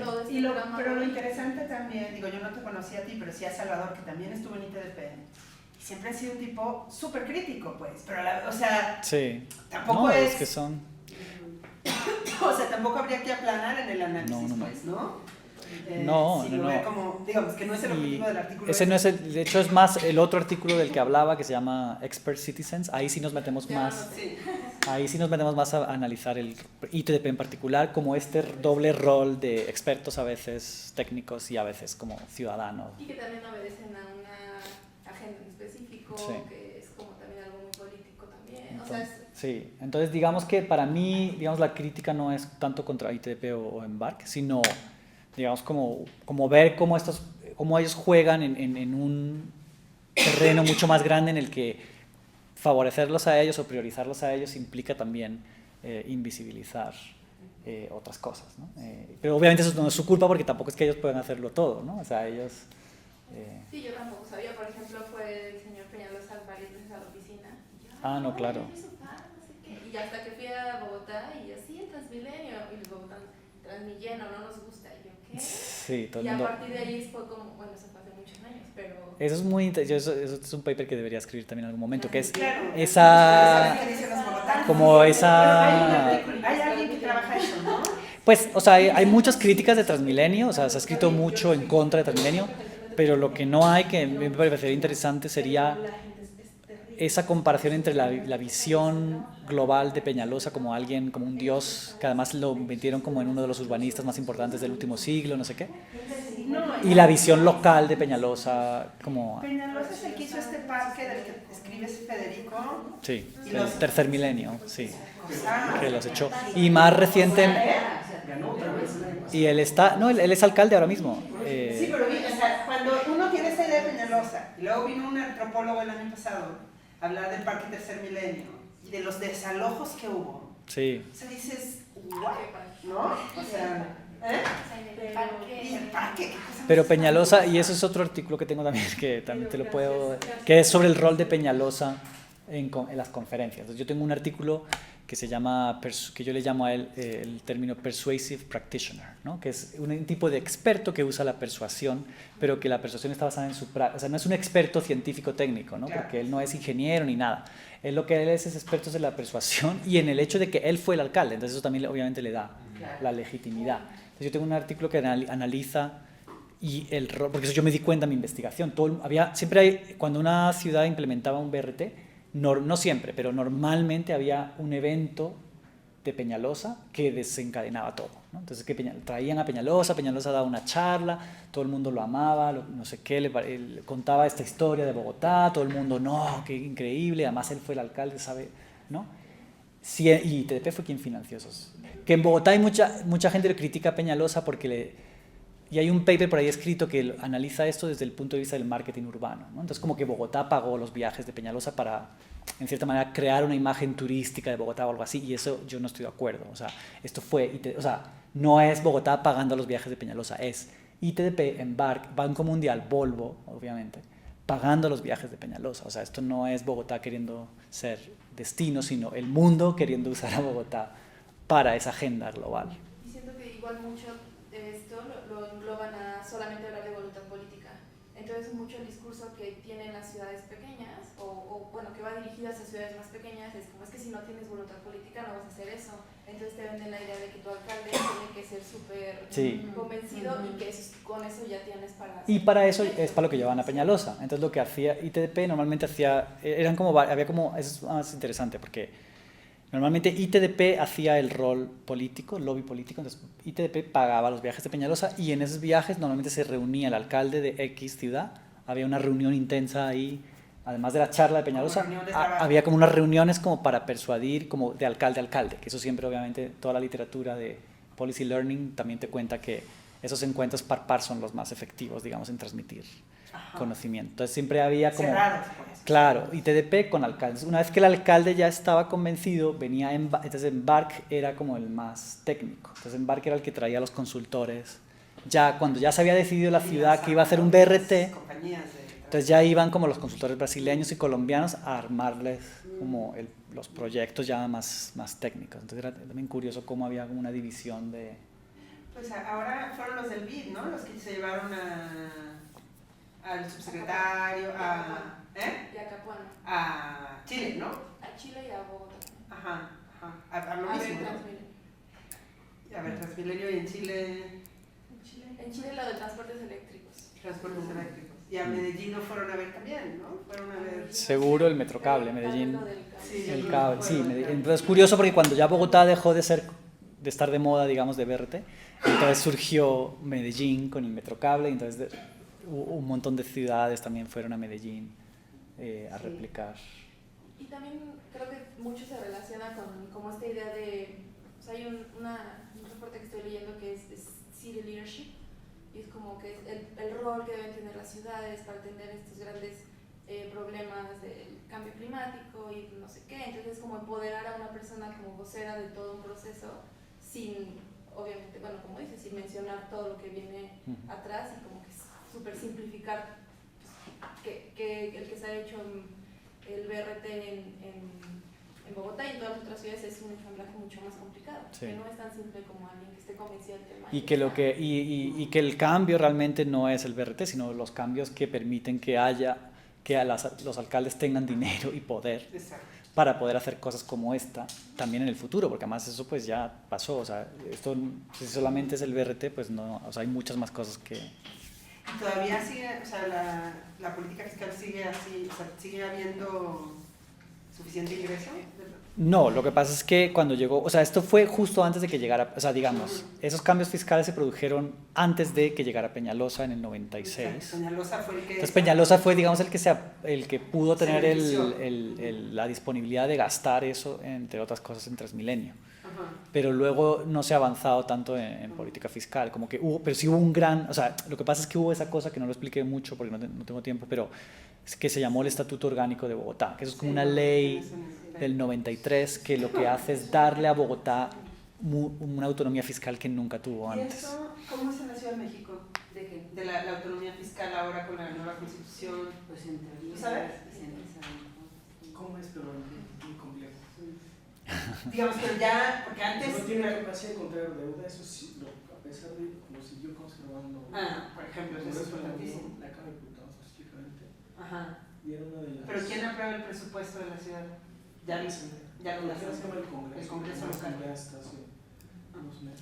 Pero ahí hay un alcalde que, de nuevo, volviendo al tema de lo que no es sexy, hay un alcalde que yo creo que realmente fue el arquitecto institucional de lo que pasó en Bogotá, que se llama Jaime Castro, que fue el primer alcalde, digamos, cuando hay las elecciones de Bogotá por primera vez en el 89, hay un alcalde que no hizo mucho, y el siguiente es este hombre, que él era como un así enamorado de la descentralización.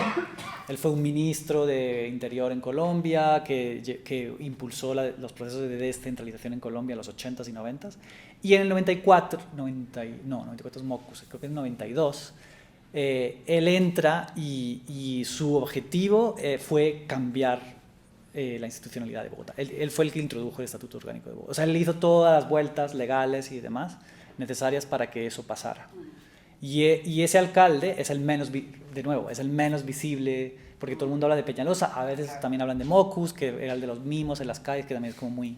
Ese estuvo muy de moda aquí. Ese estuvo muy de moda también, pero sin embargo... O sea, con lo del centro histórico era Mockus. Sí, los mimos y las...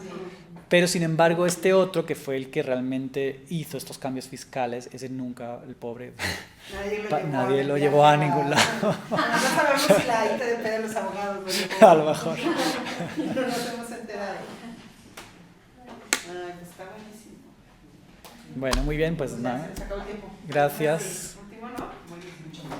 No, gracias a ustedes. La verdad a mí me sirvió también mucho porque para tocar sí darle otra vuelta a este artículo. Así que gracias. ¿Y ya saben a dónde lo van a mandar?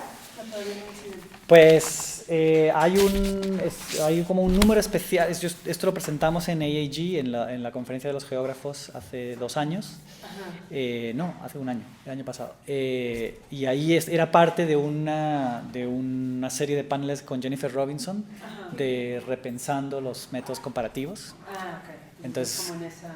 lo que pasa es que eso pues como esos números especiales uno nunca sabe, porque en el momento todo el mundo sí, muy entusiasmado, y luego pasa tiempo. Entonces pasó tiempo y no escuchamos, pero ahora volvió a contactarnos diciendo que sí, lo vamos a presentar. okay. Entonces creo que lo vamos a mandar a un número especial en Urban Studies. Ah, está buenísimo. Pero mi experiencia, porque el otro paper que voy a presentar mañana también es un special issue de Urban Studies. ¿Cuánto lleva? Y lleva 3 años. Entonces, 3 años de que lo entregaste. O sea, 3 años de que o sea, ya salió, al menos salió online, entonces ya uno lo puede mirar en internet, pero no ha salido en un número, porque claro, hasta que no se revisen todos los artículos del special issue, no sale el... Entonces la verdad, estamos también pensando que tal vez sería mejor enviarlo simplemente aparte, pero sí, va a ser un journal de estudios urbanos, yo creo, porque el debate es muy como sí, de, es muy de estudios urbanos. Sí. ¿Has visto el nuevo artículo de Caldera sobre transversalities? ¿De transfer qué? Transversality. Ah, no. Y también es sobre comparaciones y trabajan asentamientos informales con Abdul-Malik Simón. Sí. ¿Con qué? Y Abdul-Malik Simón y Teresa Caldera y Gautam Ban, que estábamos hablando. Sí, y su concepto justo es esto de transversal, ¿no? Para repensar la comparación. No sé si lo han publicado, pero quizá también podría ser interesante.